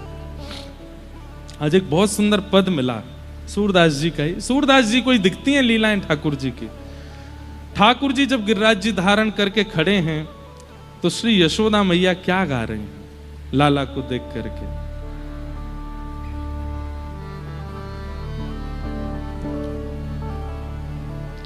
तेरी भुजन बल होई कन्हाई, तेरी भुजन बल होई कन्हाई। सब लोग गाओ, सुन करके दोहराओ।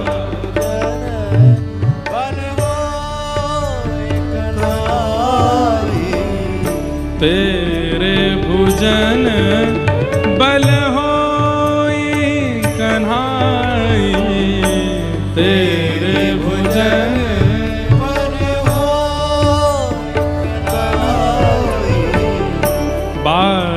बार भुज देख तनिक सी, बार बार भुज देख तनिक सी।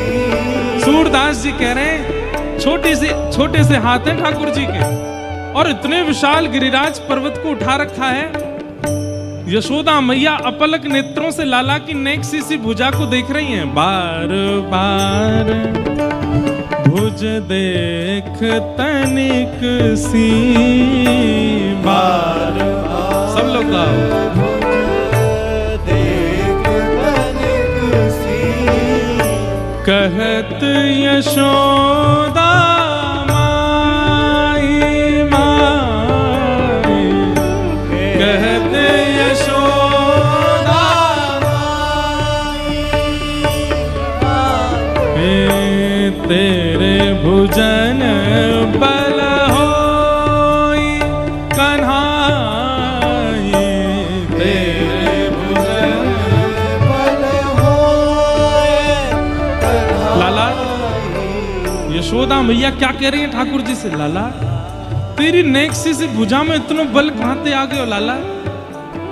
अरे कभी कभी तू ऊधम मचावे और मैं जोर से तेरो हाथ पकड़ लूं तो तेरो हाथ नीलो पड़ जाए, लाल पड़ जाए और तू रोन लगे। दाऊ दादा आके पूछे लाला काहे को रो रहा? देख मैया ने इतनी जोर से मेरो हाथ पकड़ो, 3 दिन तक उंगली छपी रहती है। लाला इतनो कोमल मेरो लाला और वाकी भुजान में इतनो बल कैसे आ गए? ठाकुर जी कह रहे हैं मैया ये सब तेरे दूध को कमाल है।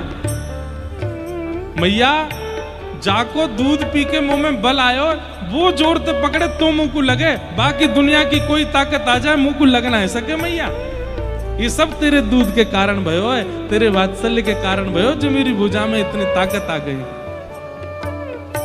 आहा श्याम कहत नहीं भुजा पिरानी, श्याम कहत नहीं भुजा पिरानी, हे श्याम कहत नहीं भुजा पिरानी, श्याम कहत नहीं भुजा पिरानी, ग्वालन कियो सहाय मैया, ग्वालन कियो सहाय मैया, तेरी भुजा बहुत होए लालन, तेरी भुजा बहुत होए लालन। लकुटिन टेक सबन मिल राख्यो, लकुटिन टेक सबन मिल अरु बाबा नंद राय मैया, और बाबा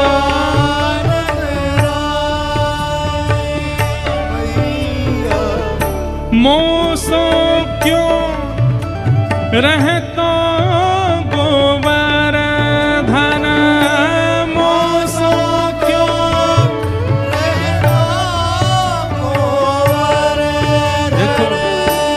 ठाकुर जी श्रेय नहीं लेते हैं। पहला श्रेय तो यशोदा मैया को दे रहे हैं, मैया तेरे दूध के कारण मेरी भुजा में बल आयो। और दूसरा ठाकुर जी कह रहे हैं श्याम कहत नहीं भुजा पिरानी, मेरे भुजा में दर्द आए है रो मैया। क्यों? ग्वालन कियो सहाय, इन सब ग्वालन ने सहायता करी मेरी। बोले कैसी सहायता करी? अरे मैंने जैसी गिरिराज जी उठाए सबने अपनी लकुट लगा ली, अपनी अपनी छड़ी लगा ली, और नंद बाबा ने इतनी सहायता करी, दूर दूर से सबन की और छड़ी ले ले करके आए गए।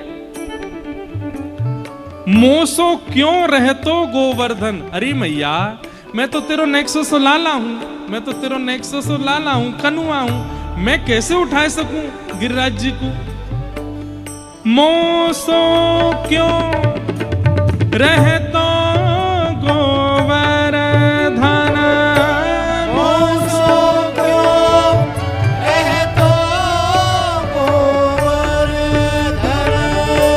अति ही बड़ो वह भारी मैया, अति ही बड़ो वह भारी मैया, अति ही बड़ो वह भारी मैया, अति ही बड़ो वह भारी मैया। सूरदास यह कहीं परमानंद, सूरदास यह कहीं परमानंद, देखत चकित महतारी मैया, देख चकित महतारी मैया।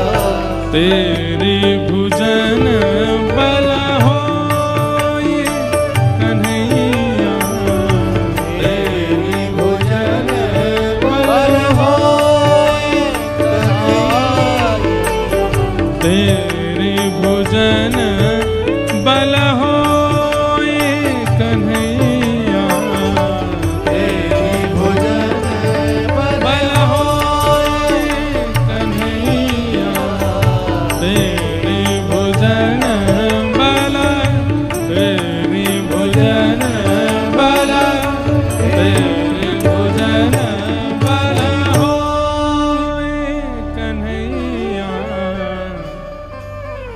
ठाकुर जी कह रहे हैं मैया मेरे हाथ में पीड़ा ना है रे, और ज्यादा पीड़ा होएगी तो जब मैं गिरिराज जी नीचे धर दूंगा तो फिरते मोए अपना दूध पिवाई दियो।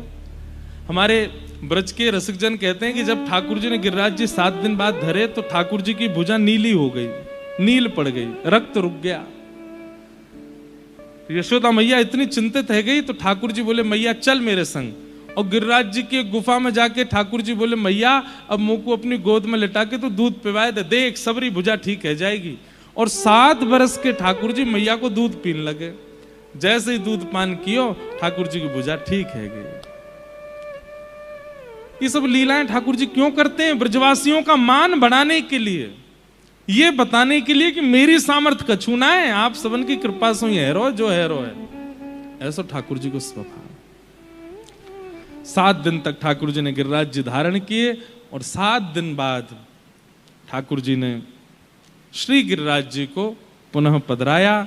इंद्र ने आकर के भगवान से क्षमा याचना की।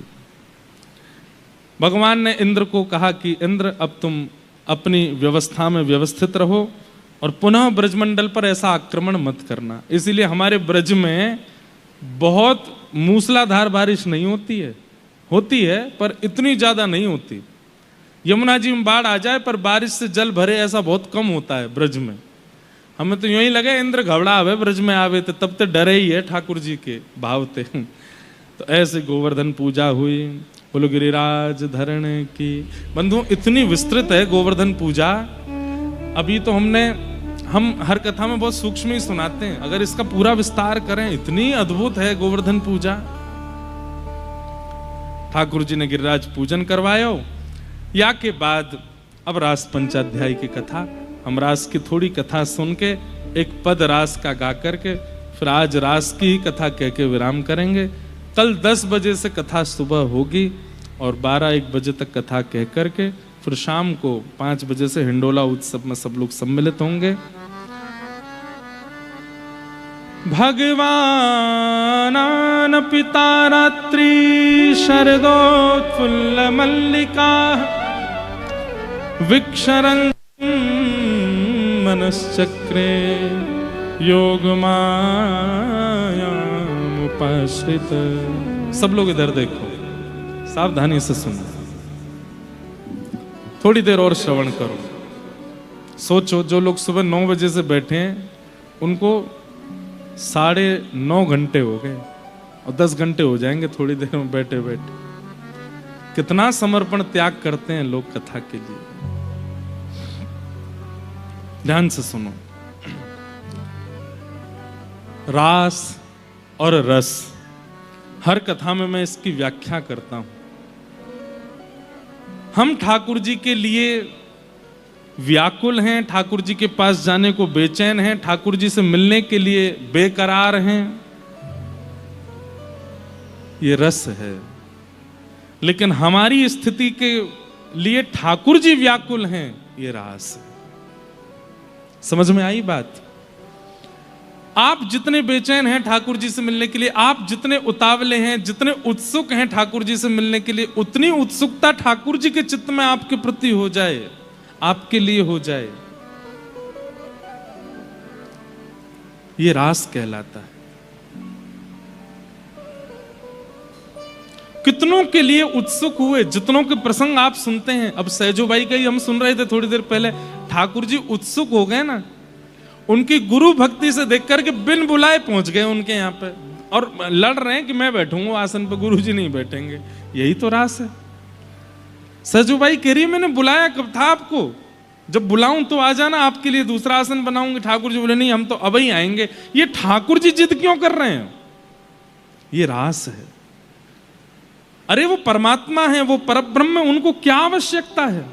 लेकिन उनकी ये व्याकुलता अपने भक्त के प्रति जो होती है कि मुझे ये चाहिए, मुझे बैठना है, मुझे करना है, इसी को रास कहते हैं। हमारे संग रास होता नहीं है।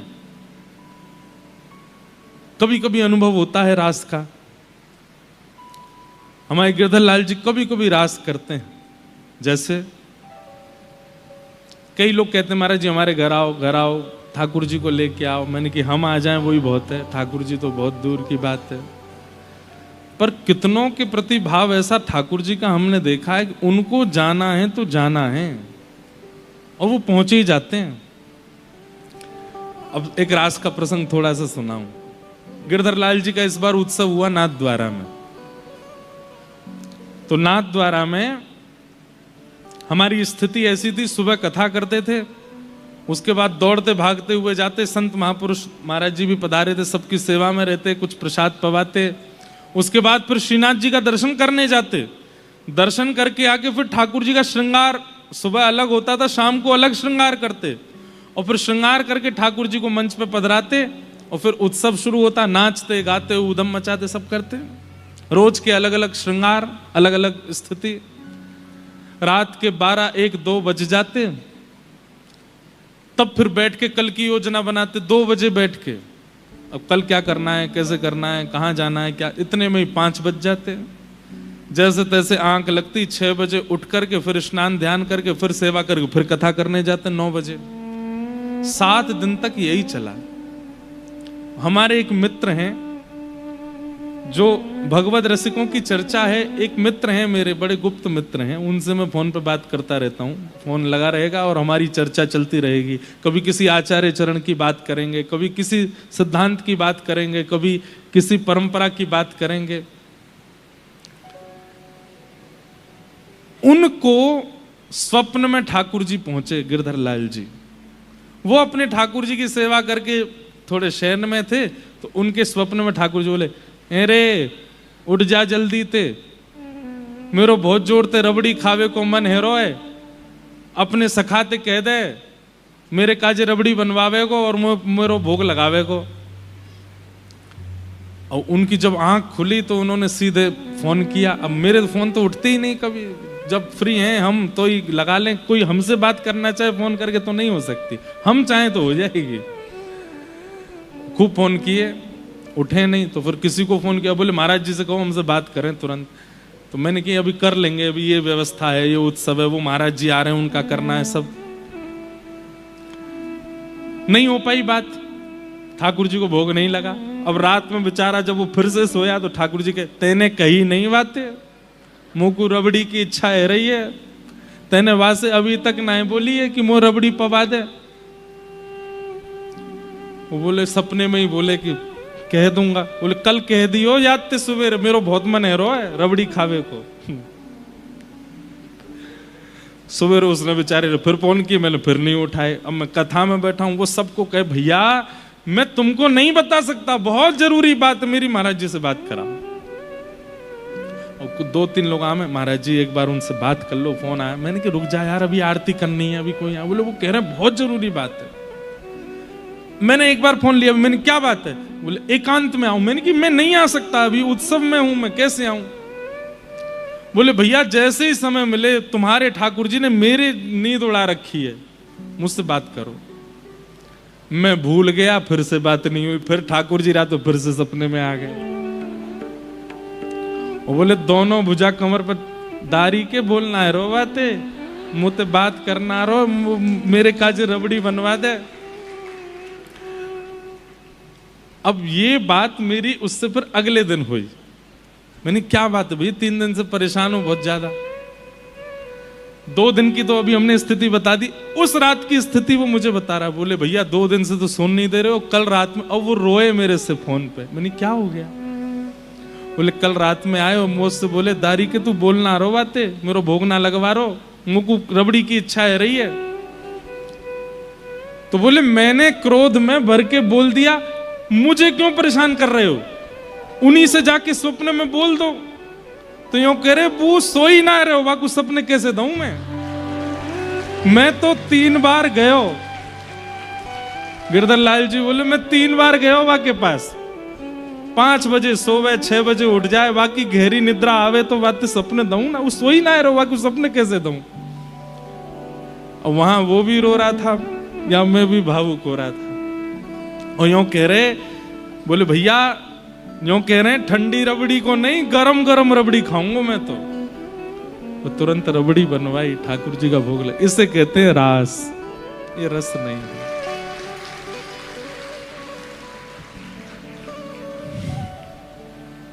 ठाकुर जी का एक स्वभाव तो है, वो जिससे सेवा कराते हैं ना, उससे इतना प्रेम करते हैं कि संकोच में उससे कुछ नहीं बोलते। ये बात याद रखिएगा आप, हम अपनी निजी बात बता रहे हैं आपको। प्रेम में संकोच होता है, थोड़ा सकुचाता है एक प्रेमी अपने दूसरे प्रेमी से। और अगर संकोच नहीं है किसी भी बात का, मुंह उठा के जो हुआ बोल दिया, तो वो प्रेम नहीं हो सकता। प्रेम में संकोच होता है। लेकिन यहां हम नहीं करते संकोच, हम जो चाहे वो ठाकुर जी करते हैं। ठाकुर जी इतना विचार करते हैं, विचारो दिन भर कथा करे, दिन भर यूं करे, रात में जैसे तैसे आके सोवे। अब या तो मैं कहाँ कहूंगा, और मैं कुछ आज्ञा कर दूंगा तो बेचारो हड़बड़ा के उठ जाएगा। तो फिर दूसरों को स्वप्न देते हैं, दूसरों को आज्ञा देते हैं। खुद को कुछ चाहिए होता है तो दूसरों से करवाते हैं, और कई बार खुद की इच्छा कोई होती भी है तो नहीं भी मांगते, कोई बात नहीं। भैया हम सबके ठाकुर जी साचे हैं, बस इतना प्रेम कर लो उनसे, इतना नेह कर लो, इतना लगाव कर लो, ऐसे ऐसे उनके लिए उत्सव करके उनको आनंदित कर दो कि वो रास करने लग जाएं। ऐसा नहीं है कि साल भर रास करते हैं, वो अंतिम अनुभव है, अभी तक फिर कोई अनुभव कराया नहीं ठाकुर जी ने। ऐसे ही करते हैं, 6 महीना साल में एक बार अनुभव कराते हैं, और यही रास है, इसी को ही रास कहते हैं। और जब रास होगा ना तो नृत्य करने लगोगे। मैं भी नाच रहा था उस दिन, तो ज्यादा ही नाचा उस दिन। तो कथा में कुछ ऐसे भाव गाए थे। हाँ, कीर्तिदान गढ़वी जी आए थे गुजरात से, और उन्होंने एक मीराबाई का पद गाया था, कानूड़ो सु जाने मारी प्रीत हो बाला में तो बाल कंवारा रे। मतलब मीराबाई कह रही हैं, कन्हैया मेरे, किसी ने मीराबाई से कहा आप इतना प्रेम करती हो श्याम सुंदर से, वो आपको बदले में क्या देते हैं? तो मीराबाई गाती हैं, कानूड़ो सु जाने मारी प्रीत, कन्हैया मेरा प्रेम कैसे समझेगा? बोले क्यों? वो तो छोटे से है ना, छोटे से बालक को क्या पता होता है। वो भाव वो गावे, और मेरे चित्त में वही बात आती रहे कि रबड़ी मांग रहे थे, कैसे मांग रहे होंगे, कैसे दोनों भुजा कमर पे धर के थाड़े भये होंगे, कैसे बोल रहे होंगे। और फिर बार बार चिंता इस बात की हो कि उनको मेरी कितनी चिंता है कि वो सोवे ही ना है, भाई कैसे सपने दूं मैं। ये रास है। उस दिन फिर मन होता है नृत्य करने का। गोपियां रास में नृत्य करती हैं क्योंकि उन्हें यह अनुभव हो रहा है कि श्री कृष्ण हमसे मिलने आए हैं, ये हमें देख रहे हैं, ये हमसे पूछ रहे हैं, ये हमसे बात कर रहे हैं। यही तो रास है।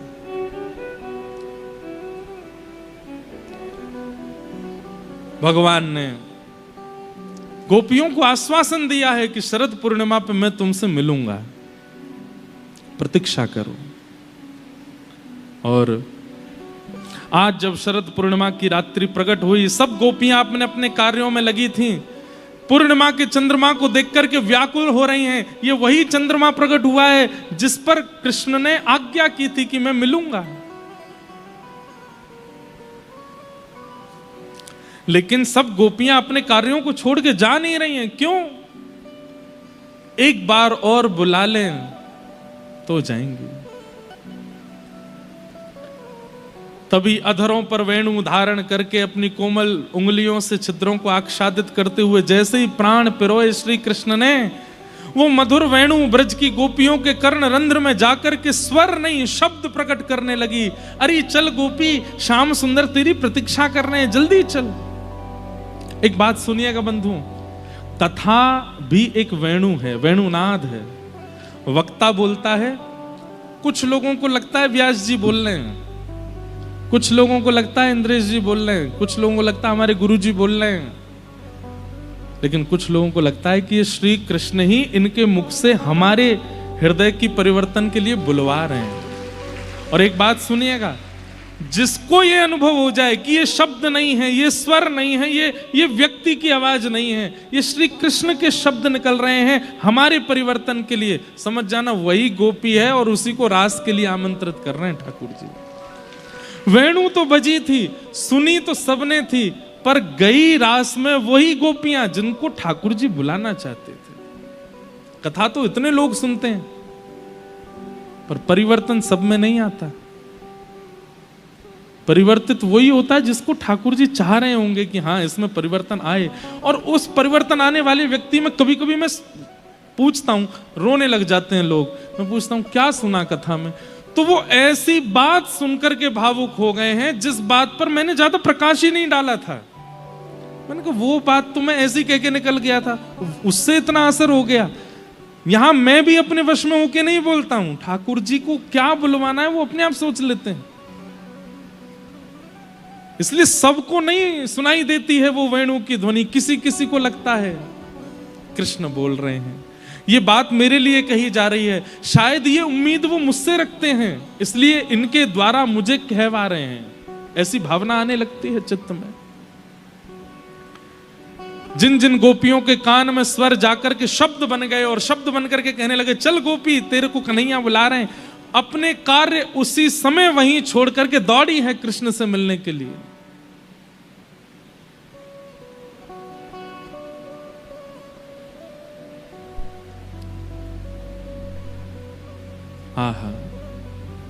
असंख्य गोपियां, किसी ने एक आंख में काजल लगाया, किसी ने एक ही चोटी बनाई है, किसी के वस्त्र अस्त व्यस्त हैं, जैसी अवस्था में थीं वैसी ही दौड़ पड़ी हैं। व्यवस्थित करने का भी अपने आप को अवसर नहीं दे रही हैं। तो सोचो कितनी उत्सुक होंगी वो गोपियां। बंधुओं, इस बात से प्रमाणित होता है कि एक जन्म की प्रतीक्षा नहीं थी, ये अनेक जन्मों की प्रतीक्षा थी। और जब व्यक्ति प्रतीक्षा के बांध को तोड़ देता है तो जल का स्वरूप शीतल होता है, जल का स्वरूप मधुर होता है, जल का स्वरूप प्रिय होता है, लेकिन जब जल स्तर बढ़ करके बांध तोड़ता है तो वही उग्र हो जाता है। गोपियां बड़ी सहज हैं, सरल हैं, प्रिय हैं, लेकिन आज उनकी प्रतीक्षा का वह बांध टूट गया है, तो इतना भी विचार नहीं किया कि हम अपना रूप तो संभाल लें, जैसी थी वैसी दौड़ पड़ी हैं। जीवात्मा दौड़ रहा है परमात्मा से मिलने के लिए। असंख्य गोपियां सामने आकर के खड़ी हो गईं। ठाकुर जी ने नेत्र खोल करके देखा, स्वागतम वो महाभाग प्रियम किम करवाणि ब्रजस्यानामयं कश्चित् ब्रूतागमन कारणम। आइए आइए आइए, स्वागतम स्वागतम स्वागतम। गोपियां ये शब्द सुनकर के आनंदित हो गई कि अरे श्याम सुंदर हमारी प्रतीक्षा कर रहे थे। लेकिन तभी ठाकुर जी बोल पड़े, ब्रूतागमन कारणम, अपने आने का कारण बताइए। ये सुनकर के गोपियां आनंदित नहीं हुई, ये हमको बुलाया और फिर ऊपर से बंशी बजा दी और फिर कह रहे हैं कि क्यों आई हो। ये स्वभाव है ठाकुर जी का। पहले तो आपको आकर्षित करेंगे, फिर आपको बुला लेंगे, फिर आपको ऐसा ऐसा लगने लगेगा नहीं नहीं ये मेरे को चाहते ही हैं कि मैं इनके पास जाऊं, और जैसे ही आप समीप जाएंगे ना तो फिर ऐसा कुछ कर देंगे, मैंने तो नहीं बुलाया, क्यों आए तुम। ये ठाकुर जी का स्वभाव है। बस उस समय गोपियों की तरह रहना है, जाना नहीं है वहां से, लौट के खड़े ही रहो। ठाकुर जी ने 10 श्लोकों में कहा कि वापस चली जाओ, पर गोपियां नहीं गईं। और जब ठाकुर जी शांत हो गए बोलते बोलते कि जाओ जाओ जाओ, बहुत बहुत डराया धमकाया गोपियों को, ऐसा हो जाएगा तुम्हारी लोक लाज में मर्यादा नष्ट हो जाएगी, लोग तुमको क्या कहेंगे, पर पुरुष से मिलने जाती हो, आदि आदि सब बातें कह दी। लेकिन गोपियां वहां डरी नहीं। जब ठाकुर जी बोलते बोलते थक गए और शांत हो गए, गोपियां बोली हो गया, अब हम कहें कुछ। ठाकुर जी बोले बोलो। और गोपियां कहती हैं मैवं विभोर्हति भवान् गदितुं नृशंसम् संत्यज्य सर्व विषयांस्तव पादमूलम् भक्ता भजस्व दुर्वग्रहमात्यजास्मान् देवो यथा पुरुषो भजते मुमुक्षु। आप ही कहते हैं सर्वधर्मान् परित्यज्य मामेकं शरणं व्रज अहम त्वा सर्व पापेभ्यो मोक्षयिष्यामि मा शुचः। हमने जितने लोगों को दीक्षा दी उनको ये श्लोक याद कराया। ये हमारे परंपरा में तीसरा श्लोक है, इसको चरम मंत्र कहते हैं। गोपियां भी यही कह रही हैं ठाकुर जी से, क्या आप तो बड़ी बड़ी बातें कर रहे थे कि सब छोड़ छाड़ के मेरी शरण में आ जाओ, मैं तुम्हारे पूर्व के किए हुए कृत्यों को भुला करके तुमको स्वीकार करूंगा, और जब हम सब छोड़ के आ गए तो हमसे कह रहे हो वापस चली जाओ। हे नाथ, आपको क्या पता है कि भक्त कितनी पीड़ा सह करके बनता है?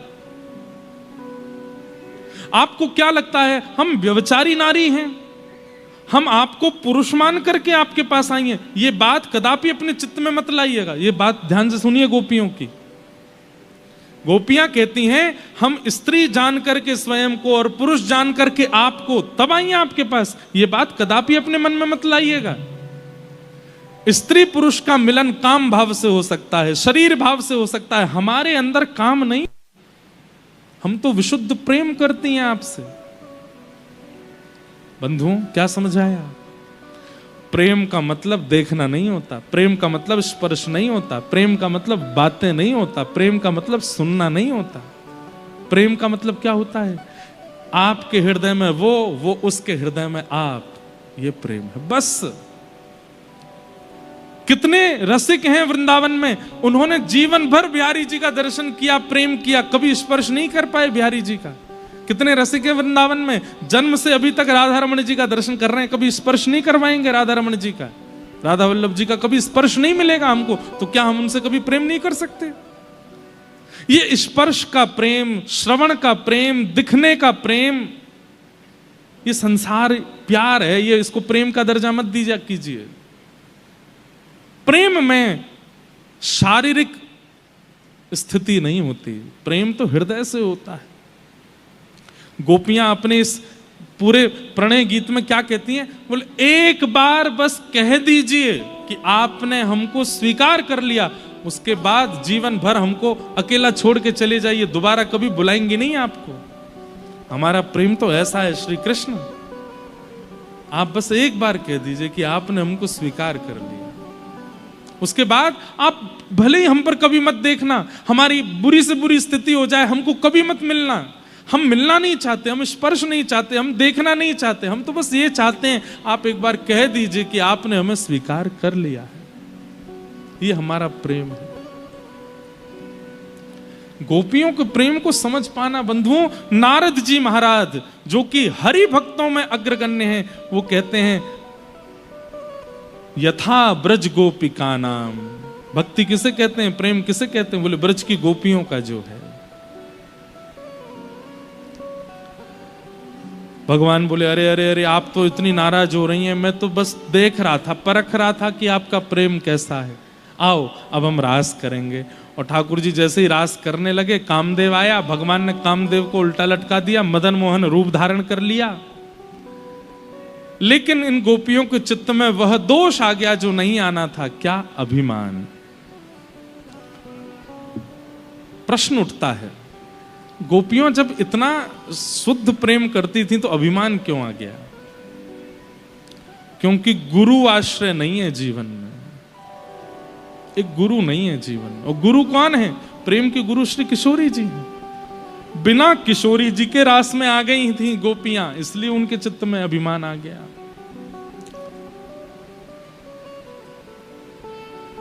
भगवान अंतर ध्यान हो गए और अंतर ध्यान हुए श्री कृष्ण को पुकारने लगी गोपियां। जब कहीं नहीं मिले तो किशोरी जी की शरण में जाकर के पुकार रही हैं।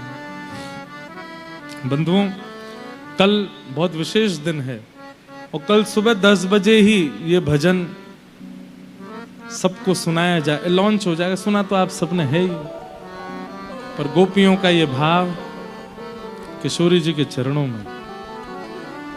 हे सुन राधिका दुलारी, तेरे द्वार का भिखारी हूं मैं, श्याम का पुजारी,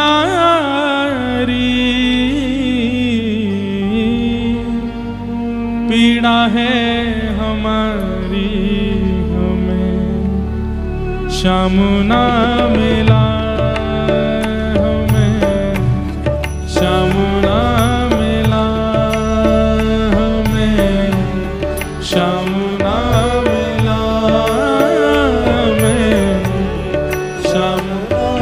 बंधुओं, कल के बाद तो ये भजन फिर YouTube पे ही सुनेंगे सब, लेकिन आप लोग हैं जो अंतिम बार तो नहीं, पर हाँ स्टूडियो के आने के पहले एक बार लाइव सुन रहे हैं। आप लोगों का सौभाग्य, मेरा सौभाग्य, यहाँ गा रहे हैं। फिर तो वो रिकॉर्डेड टेप भी चलता रहेगा सब जगह। लाइव तो कथा में गाएंगे ही हम, लेकिन वो रिकॉर्डिंग आने से पहले एक बार लाइव आप लोग सुन लीजिए। ए सुन राधिका दुलारी, राधिका दुलारी, तेरे द्वार का भिखारी, तेरे द्वार का भिखारी, हो तेरे श्याम का पुजारी, पीड़ा है हमारी हमें श्याम ना मिला, हमें श्याम ना मिला, हमें श्याम ना मिला, हमें श्याम ना मिला। हम सोचते थे कान्हा कहीं कुंजन में होगा, हम सोचते थे कान्हा कहीं कुंजन में होगा, ओ अभी तो मिलन का हमने सुख नहीं भोगा, अभी तो मिलन का हमने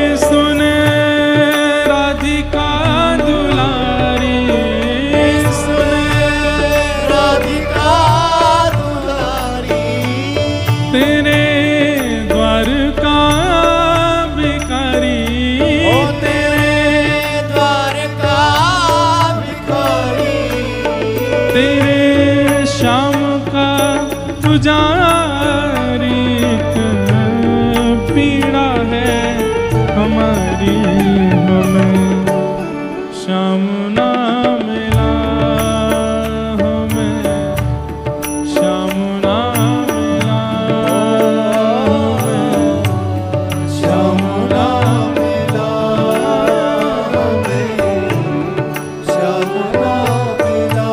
बोलो राधा रमण लाल की।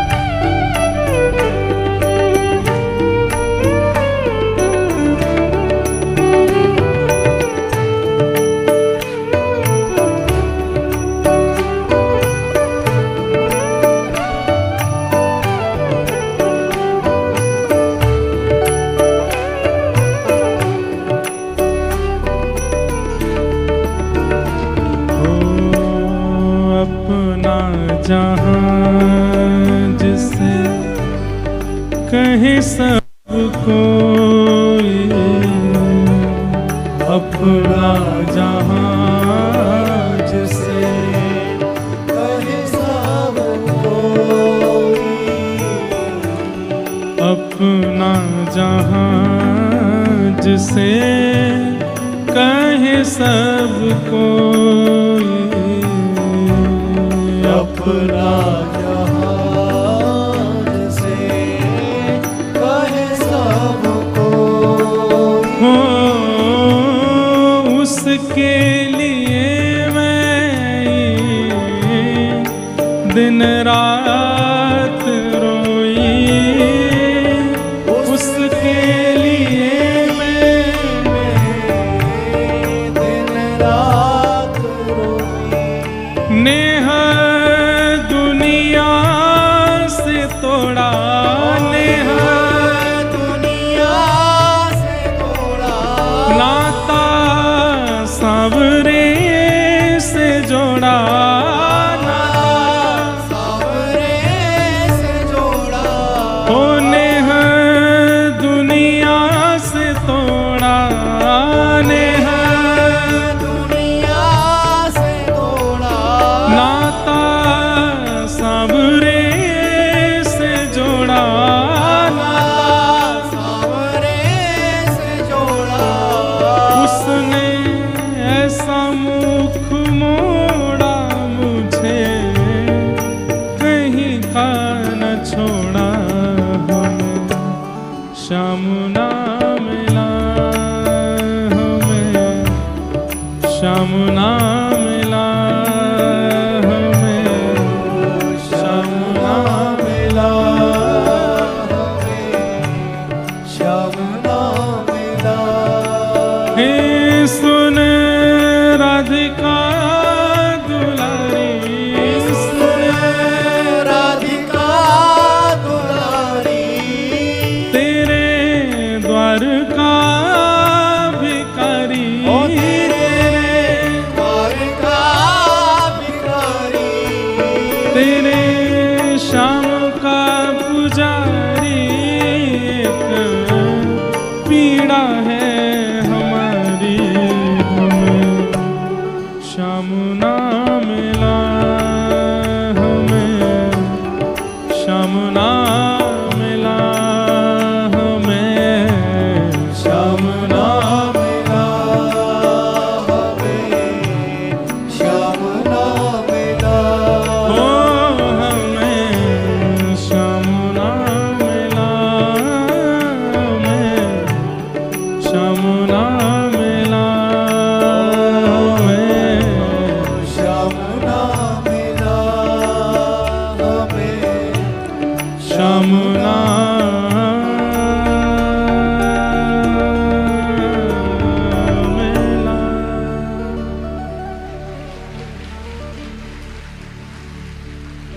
श्याम ना मिला और आप ताली बजा रहे हो। लेकिन कल आप सब लोग आइएगा, मेरे मन में बहुत दिन से एक भावना आती है, किशोरी जी से ही क्यों कहते हैं कि हमें श्याम ना मिला, ठाकुर जी से भी तो कहना है कि हमें श्री जी से मिलाओ। तो एक भाव अभी गाते गाते ही मन में आ रहा, पर अभी मैं गाऊंगा ही नहीं, कल ही गाऊंगा। जैसे हम इतने सालों से किशोरी जी से कह रहे हैं ठाकुर जी से मिलाओ, कल ठाकुर जी से कहेंगे कि हमें श्री जी से मिलाओ, हमें किशोरी जी से मिलाओ। आए हैं कुछ शब्द, पर अभी अधूरे नहीं देने, कल सुनाएंगे। सब गोपियां गाने लगी और किशोरी जी ने कृपा करके कहा, बोले कि अरे तुम रो क्यों रही हो? बोले ठाकुर जी मिल नहीं रहे हैं हमको, हम ढूंढ रही हैं सब जगह। तब किशोरी जी कहती हैं, बोले श्याम सुंदर कहते हैं, ना हम बसामि वैकुंठे योगिनाम हृदयेन च मद भक्ता यत्र गायन्ति तत्र तिष्ठामि नारद। एक बार ठाकुर जी ने नारद जी से कहा था कि जहां मेरे भक्त मिलके गाते हैं वहां रहता हूं, कुछ गाओ, आ जाएंगे वो। सब गोपियां मिलकर के गोपी गीत गाने लगी। जयति तेधिकं जन्मना ब्रजः श्रयतं सस्वदत्र। गोपियां सब गा रही हैं। और ये बात निश्चित है बंधुओं, जिसको पाना है उसको गाना तो पड़ेगा, बिना गाए वो मिलेंगे नहीं। स्वर की चिंता मत करना, राग रागनी की चिंता मत करना, अनुराग और भाव की चिंता करना बस, और गाने लगना। जिस दिन गाना प्रकट हो जाएगा ना मन से, बस गाने लग जाओगे उनके लिए, बस अब समझ लो मिलने ही वाले हैं। ठाकुर जी को गायन बहुत प्रिय है। श्री जी ने आज्ञा करके कहा है गोपियों से कि गाओ, वो तभी आएंगे। और जैसे ही गोपियों ने गाया, गाते गाते गाते गाते जब वही हृदय का भाव जो जीव में था, जो मुख से प्रकट हो रहा था, वो नेत्रों से जब छलकने लगा, रुरुदु स्वस्वरम राजन कृष्ण दर्शन लालसा, कृष्ण दर्शन लालसा में जब रोने लगी गोपियां, तभी ताशामाविर्भूत सौरी स्मयमाय मुखाम्बुज पीतांबर धरश्रग्वी साक्षान मन्मथ मन्मथ। ठाकुर जी प्रकट हो गए, और जैसे ही प्रकट हुए सब गोपियां दौड़ करके श्याम सुंदर को पकड़ लेती हैं। बोलो रास बिहारी लाल की। सब गोपियों ने ठाकुर जी को पकड़ लिया, बोले कि अब नहीं जाने देंगी आपको, भाग जाते हो आप हाथ छुड़ा छुड़ा के। ठाकुर जी बोले भूख लगी थी, कुछ खाने गया था। गोपियां बोली क्या खाने गए थे? बोले तुम सबके चित्त में अभिमान हो गया था, उसी अभिमान को खाने गया था। अरे गोपियों, तुम ये जानते हुए भी कि पूतना इतनी सुंदरी बन के आई, मैंने उसे देखा तक नहीं, तो फिर तुम्हें अपनी सुंदरता का अभिमान कैसे हुआ कि तुम्हारी सुंदरता पर